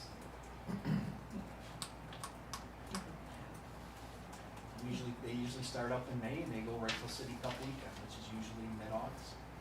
That's your leagues, majority of them. Do we have like a cost analysis of what it really costs us to rent the field? That might fall, I mean, not to shift priorities. I know a lot about that, cause I used to be one of those guys, but I would feel more confident referring that to the department that actually does the maintenance. Yes. Yes, there is maintenance involved like every other thing that we do. You're right. So how many adult leagues are there? Leagues? Three. Okay, so in essence, we make $900 annually then for it. No, Not currently. Not currently. Well, we would, Right, okay. yes. Well, and 900 is better than 600. Currently make 950. 600 in fees. And will And they that, pay one fee of $350 for the lights. I was gonna say, and will that $50 per game cover the cost of us running the lights? probably have to have some added input from our electricians on that. Cause I'd like to at least see us, Yeah, Because right Break now, when I even was on looking at it, right now, lights.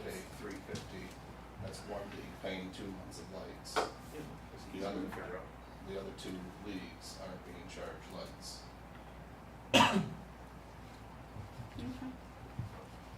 What do you build into your cost when you rent the ice time? Or I should say, how about, what do you build into the price for ice time? How do you come up with? well, one is a comparison to what other rinks are getting, because we're all kind of in the same boat. We all have dehumidifiers, we all have refrigeration systems, we all have Zambonis. Right. Wages may be a little different, so that's part of it. Right. That's what I've looked at historically for one thing. Right. And what we also look at too is, again, what's it costing us? What's the cost to charge the Zamboni? I don't have that exact figure, I can tell you this much on that, it's significantly less than we were using propane. So, Does the city run the basketball league too? we do a youth basketball league. Adult? We, no, We're not running, we don't have anything to do with that? They've been doing it in Portville or. There's one in Olean now, but you guys aren't affiliated with it. There's one back in Olean, I think it's over at Eastview again. Yeah. but Eastview's been using that on Thursdays. So we are affiliated with that or not? Well, basically, our affiliation is I get the school reserved for them, Yep. if they have any scheduling needs, I help them, but somebody else runs that. Well, That just any- started back this year. Any revenue, it doesn't flow through us. It's just kind of a group of guys that Right. they run it themselves. Right, the school lets us use the gymnasium because of shared Okay. service. Okay. Understood. Anything else under?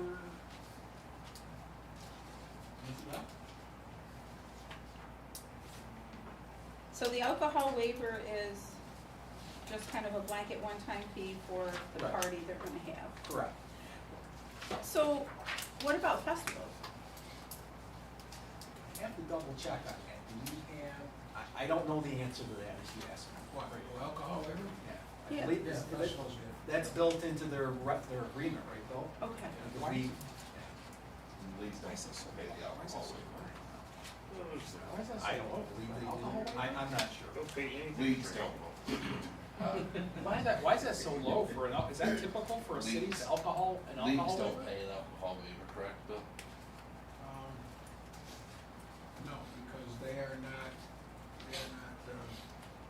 selling or, I gotta get this straight. I'll have to, I don't wanna, I'll have to check on that. Not sure. I don't You wanna mean give the you wrong baseball answer. leagues? Any league, Yeah. I'm just saying that each one has alcohol waiver for a park, and I'm asking if they're renting the park to run a league. If they're drinking, is it based on sales or based on self-consumption? Bill said he's gonna look into it. Yeah, I wanna make sure I give you the right information, so. But like a festival, so an entire, like an entire festival, it's only Well, $50? Well, you gotta remember, that is on our property. So the festival, like St. Mary's, that's on their property. Oh, I see what you're saying, this is for, This is for, It's on the what about road, when it's on the It's road? city street. my road. So they can shut down the street for $50. No, that's a different fee. Okay. Is that a different Oh, fee? that's alcohol. To shut down the street? that's part of the, I don't think we serve a fee for that. We don't fee for shutting down our stupid street I don't think so. signs? So, Start putting phones on the watch. I mean, Vernon wants Okay. his street shut down. Okay, on so the we're gonna weekends. get back about the leagues, is what I'm hearing. And festivals are in the air. Just some more information on that. So the net increase, like you had given us a couple of, I see a 500, a CS, do you have kind of a total of what the projected? Based upon what I came up with here, we're talking between $7,000 and $8,000. I mean, that's conservative, again. It could be a little bit more, but again, we raised most of these last year, so. Then with that, go back to like the league stuff, like I'm saying, like, I mean, right now, the 2 leagues aren't even paying their light fees, and the kickball league not even in charge of lights or field rental.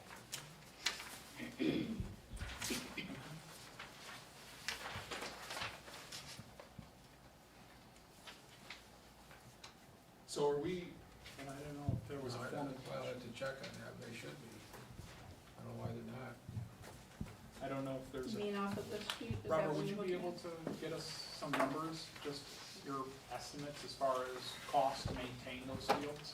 Right now, the only thing that, Which, all of them? Yeah. All of Fortis or all of the fields? All the fields, the softball, baseball Alright. fields. I'd have to definitely look into that, I wouldn't know. No, yeah, I know.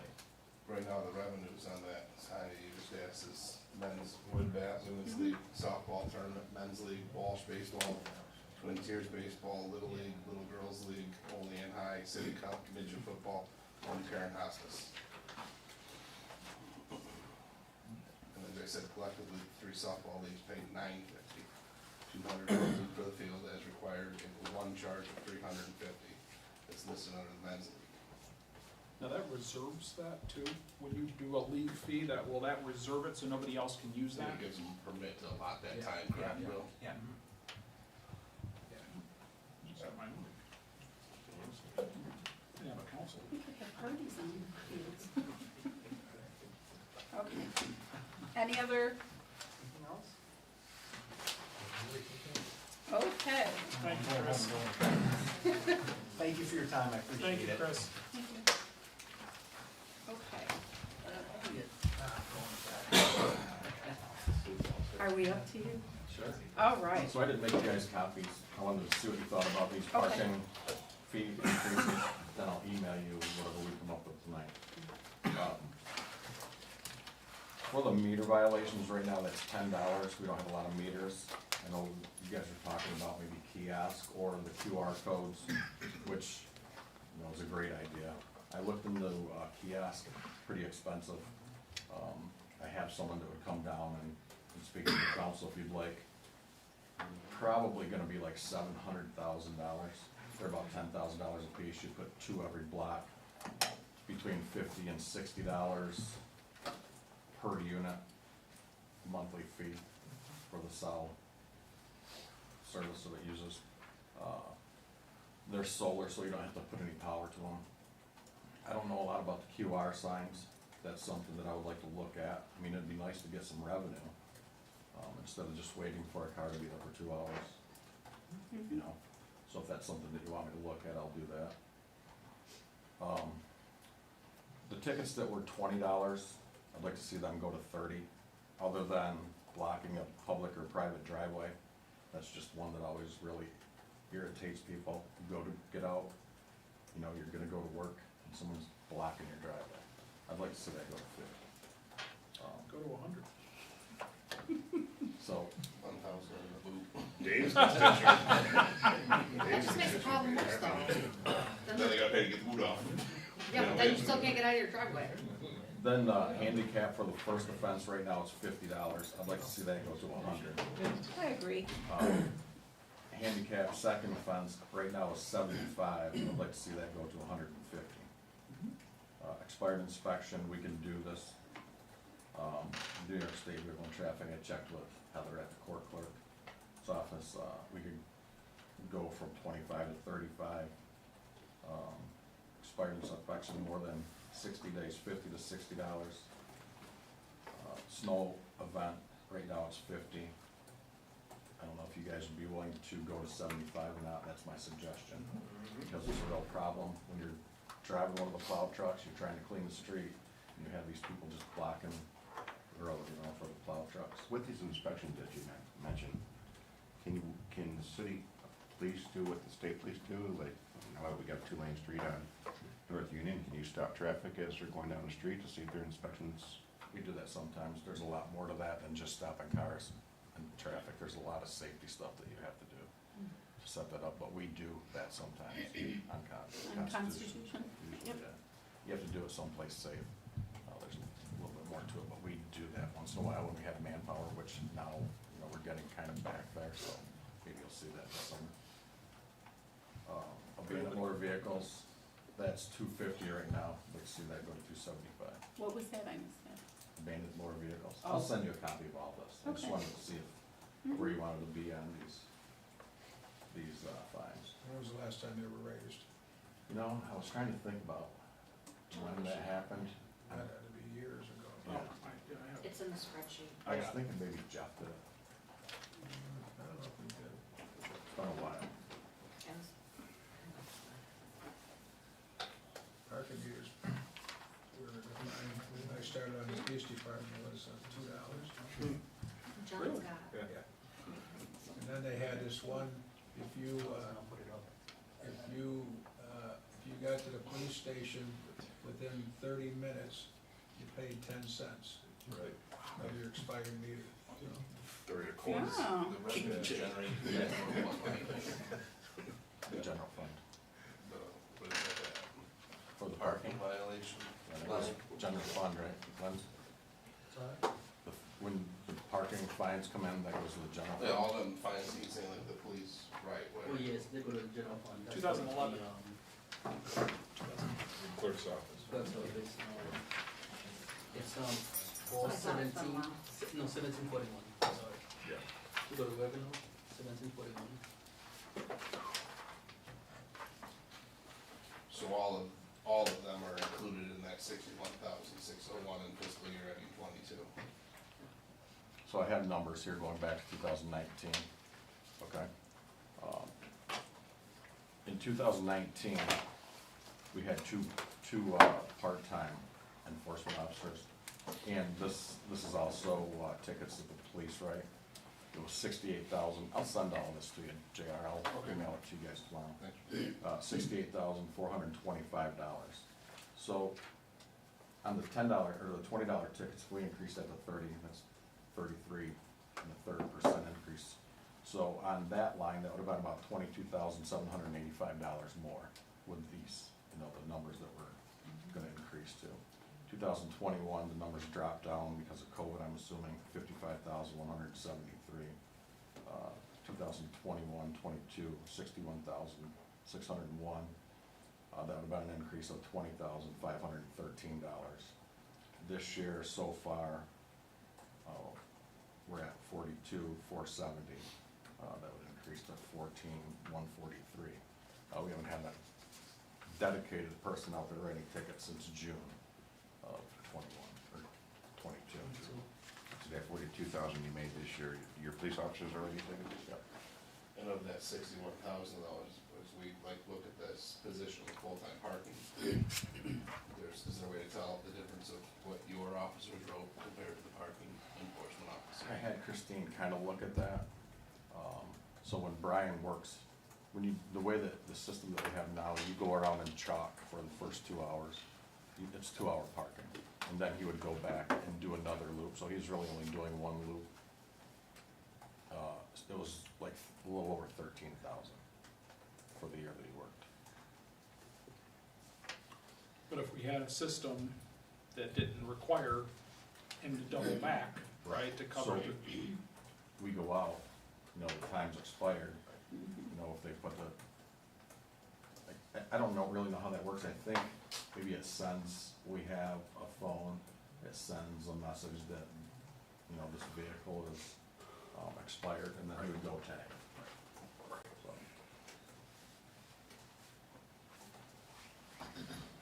You guys are good with those fees, though? Yeah. Everybody good with that? So did you pretty much, so I'm looking at your list of different parking tickets. So did you address all of them or just some of them? No, that's all of them. Okay. And so most of them have gone up from 20 to 30, is that what you would say? Yeah. Okay, Yeah. okay. The ones I mentioned were gonna be different than the 20 to 30. Then the other fees that I was looking at was, right now, with animal control, Cindy's had approximately 85 dogs. We're not doing an impound fee right now. Under the Ag and Markets Law, we can. The town of Hinsdale, I believe, charges $50 when they pick up a dog. And then they charge $25 a day for the kennel. So if we did that, it would be approximately $9,000 or $10,000 roughly. But under the Ag and Markets Law, that money has to go back into the line item for animal control. Good. Which is That's great. sounds great, yeah. Other miscellaneous fees, we don't really have a lot. Fingerprinting, I estimated going from $20 to $30, we might be able to see an extra $1,500 a year. That fee hasn't been raised in a long time. The other one is accident reports. Right now, we only charge $2 for an accident report. I'd like to raise that to 10. You know, we probably do at least an average of one a day, so that'd be an extra, you know, $3,600, or $3,000 roughly. I only have one other thing, and that's right now, when we do an event, we charge $50 an hour for a police officer. We need to up that. That's been $50 for as long as I can remember. That doesn't even cover the cost of overtime for an officer. That needs to probably go to 65. So I mean, I think we have to get our real costs out of it, or as close to it as we can, which would include hourly or overtime plus fringe, you know, so that we can not put, When police officers work these festivals, are they working in the city's time, or are they on their day off, working on their own? Everything that we do now, because of liability and stuff, is built through the city. So if we're working St. Mary's, you know, the city charges right now $50 an hour per officer. Those officers are on overtime while they're working, because you still have to staff the rest of the city. So that $50 an hour, I think originally was a captain's salary over at time and a half. So what is a captain's salary? Is it 65 or is it more than that? It's a little bit more than that, but when you get a patrolman, and you got a lot of young guys that are making a lot less than that, it kind of balances out. So, I mean, if you wanna go to 70, you can go to 70. No. well, I mean, I would say I would like to see us break even. Not make money on it, but break even on it. What's your average hourly rate now? Depends on who you're talking about. I mean, if you're talking about a guy with, Just department. $27 an hour is a new guy, you know. An officer with 5 years out is probably like $35 an hour. So if we went with 30 times the, at least 64% that we say is our fringe, right? And depending What on. if they did get 65 reports? I can go with 65. Yeah. Again, Because we're that not trying to, we're just trying to, like Sonia Break said, even. break even. We still want to obviously serve the community, right? We're not trying to make money, we're trying to offset the cost to provide certain services. Yeah, we don't wanna make it so much that they can't afford to have Sure, us there. sure, Yeah. exactly, So, exactly. so we'll stay at 65. Yeah. That's really all I have. If you want me to look into the QR code signs, That'd be great. Yeah. see if we can get somebody actually to come in. Maybe Jason can send you the company, I can't remember the company's site. I've looked at a couple of them. Passport was one that I looked at. I owe something. Oh, I wrote it down here. So, Ron, what does like, Park mobile. or Bill, maybe you can, so if you're having a festival, I had a festival, do I have to hire police, or can I hire a licensed security firm? It depends on, what, if you're getting if you're gonna have liquor, okay, then you have to have a plan, a safety plan. And no, it does not have to be police officers. So, as long as you have a safety plan that the liquor authority would accept. So I just asked that because then maybe you should look at the local competition to make sure that you're not priced way higher than they are. I mean, we need to at least get an average of what we're charging, I think. I'm just saying there's a licensed security firm right in town. We'll let them hire them. So that's what I was. Well, I'm hiring. less stress on our police then. Most, like St. Mary's, they want police officers there. St. John, they want police officers there. So, Things go south. I mean, we already have cops there, make an arrest, calling for additional backup, you know, it's not like, And I think that's not knocking reasonable. security, but it's a little bit different. And I think that the policing does make a difference because I live across the street, so, you know, I think when they're walking through, definitely there's a difference and stuff. Hey, JR, one year, we weren't allowed to wear our uniforms. This is back before we worked for the city. We did it off-duty, and we weren't allowed to wear uniforms, so I had some guy that was pretty intoxicated. He didn't care if I had a badge on my belt, trying to put a cigar out in my pocket, you know? we looking at me. It was you, wasn't it? Was it a good cigar at least? I don't know. Any other thoughts for No. Chief? Or Do we have, were you able to kind of come up with a projection on what, with those changes, what the additional revenue might be able to? So with the parking, I did an average. Yep. About $20,000 is what it would be over the last 3 years. So the year that, in 2019 and 20, we made $68,000 in parking revenue. That would have been $22,785. The year that it dropped down, we would have been at $18,373. 2021-22 would have been $20,500. So, I mean, the average is about $20,000 with that increase in parking funds.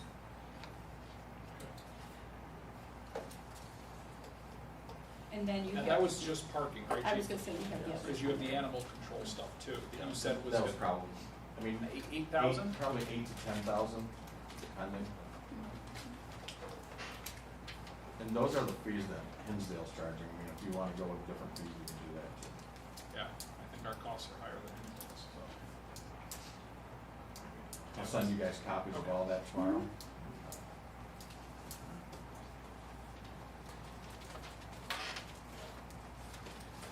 Yeah, Okay. I mean, you know, theoretically, I don't know what our contract, and I don't wanna bring it up in the room, but what our contract is for animal control with Cindy. It would be nice if the costs had offset what we pay her to do her job, you know? She's doing a We can fantastic send that, job. we I can't can say send that that much. much. Cindy's doing a great job. Yes, she is. She's doing a great job.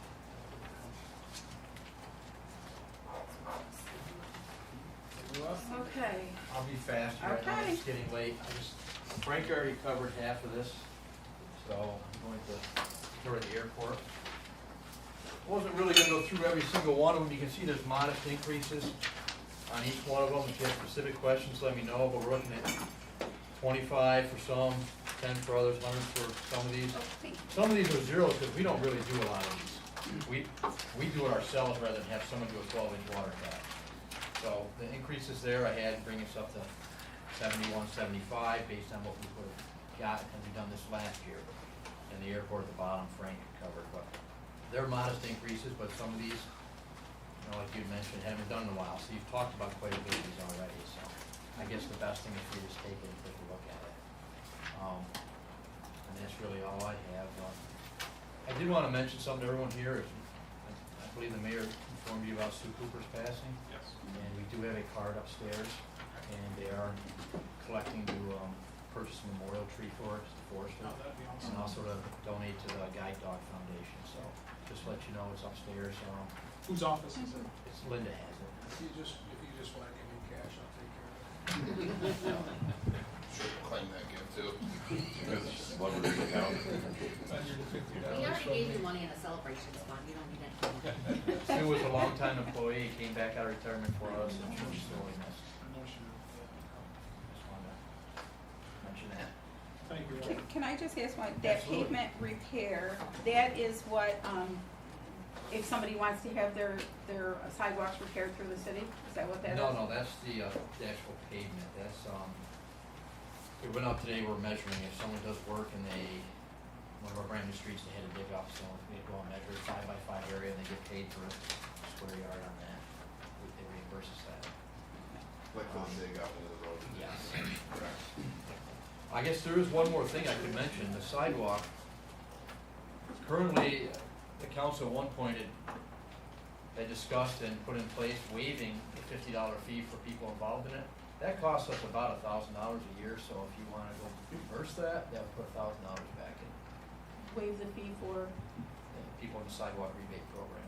oh, That's, I guess that, good suggestion, but I guess that's one that, again, kind of like the waiting pool. The $1,000 there, the idea was to just eliminate any, we want people to fix their sidewalks, right, because it affects the entire community. You know, and not that a $50, you're 100% right, like, not that a $50 thing, I mean, maybe it makes sense, but The idea there was, we're coughing in money as it is, right? Just a thought. Yeah, understood. My, we kicked this around. Yeah. I said, you know, maybe we should charge it, if our contractor's doing it, maybe it'd be no fee. If another contractor's doing it, maybe there should be, It's a fair point. so, That's a good point. you know, if they're having their own contractor Right. do it, maybe that's when we charge it. Because do we actually send, well, we send somebody out to, right, we yeah. send Ally out to Yes, to absolutely. check it. Yeah, yeah, check. She make, well, because she's gotta, especially when you apply for the program, she's gotta check it first and authorize it, and then she's Yes. gotta come back and Yeah. make sure it was done. So I mean, there is a cost There is. associated with having her do that. And she tags the sidewalk walk. But she, the ones that are, Yeah, Dangerous. yeah. the ones that qualify. That would've been 950 based on last year's numbers. Okay, Just something to mention. good to know. Okay, Right, thank you. thank you, Robert. What if the sidewalk is damaged from the tree that's on the subway? Yeah. It's almost 9 o'clock, dude. You Yeah. wanna get, you wanna open After that box? you guys opened up You Pandora's wanna box, go down that road right now? I'm willing to climb on through there. That's still the Napsy's program. Yeah. What else? Okay. I think the only other thing we had kind of left, unless somebody else remembers something, is the capital projects. Do we really wanna jump into that tonight? We can certainly defer it to, I mean, Let's it's- plan forward for next week. Tuesday only. and just finish our business afterwards, after the regular meeting. I mean, we could do it in committee of the whole. We could have Yeah. capital discussion in committee of the whole. Works for me. Mayor, do you have any thoughts? That works for me. John, you just can't have finance committee that night, too. I suppose you could. I guess you As- could. as opposed to Regular having meeting it on on Wednesday, Wednesday. I'll come back Yeah. downstairs for finance after, Huh? of the regular meeting, and come back downstairs for finance after, or whatever. Yeah, we probably could do that. Just those boards don't come off. I don't know. Well, we Well, could take we have a data- pictures of them, project them up onto the We screen. have a day to figure that out. And none We'll of figure these, that out. none of these increased revenue streams now are included in this estimated. That would have to be the adjustment, after we Um, on that. Well, while we're on the topic, I know since Brad is here, Brad, do you have anything else to add? I don't have any rate changes, I think everything in water and sewer has been pretty much touched and adjusted the last several years. So I think some of us feel pretty supportive about moving forward. I'd sent you some suggestions. Yes.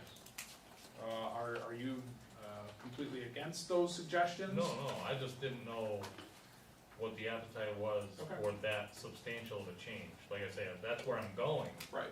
I was looking at things more of, in the terms of, we didn't get to where we were at quickly, and I didn't wanna get to where we need to be real quick and rile everybody up. Understood. We're looking to do interim steps to get to kind of the. Yeah, but, I mean, John's proposal, those tweaks, that's fine. I'll circle back with you and Bill, okay? Just to review that, and JR worked on those numbers as well, so. I'm just a firm believer of like, a gallon of water is a gallon of water. Right, So- well, that's where we're heading. And like, Well, you it know, like costs with the the same parking, well, with the parking spaces, you know, at the backtrack, but the one said if you got more than 6 parking space is a parking space. If we all go out right now and order a dozen wings, we can get a discount. And you Dave can't tried order that. 4, you Dave can't tried just that, get too. 4 wings, nope. Dave tried to. I like to go there with him because he can't eat it, so I eat his other half. Look at garbage disposal. You missed your trip to Rochester, you could've gone with these guys back to the, what is it? Pancake house. Yeah. And eating 20 pancakes. So I'll circle back. That's why we're increasing the celebration fund, you and I are gonna celebrate these pancakes. Water, commercial, and it was lower than residential. If you wanna go All right, and I'd like to talk more about that, okay? We can talk that offline. I just wanted to run that by you. Yep. Okay, committee reports, we had none, Motion for adjournment. and, sure, okay, do I have a second? Second. All in favor? Aye. I got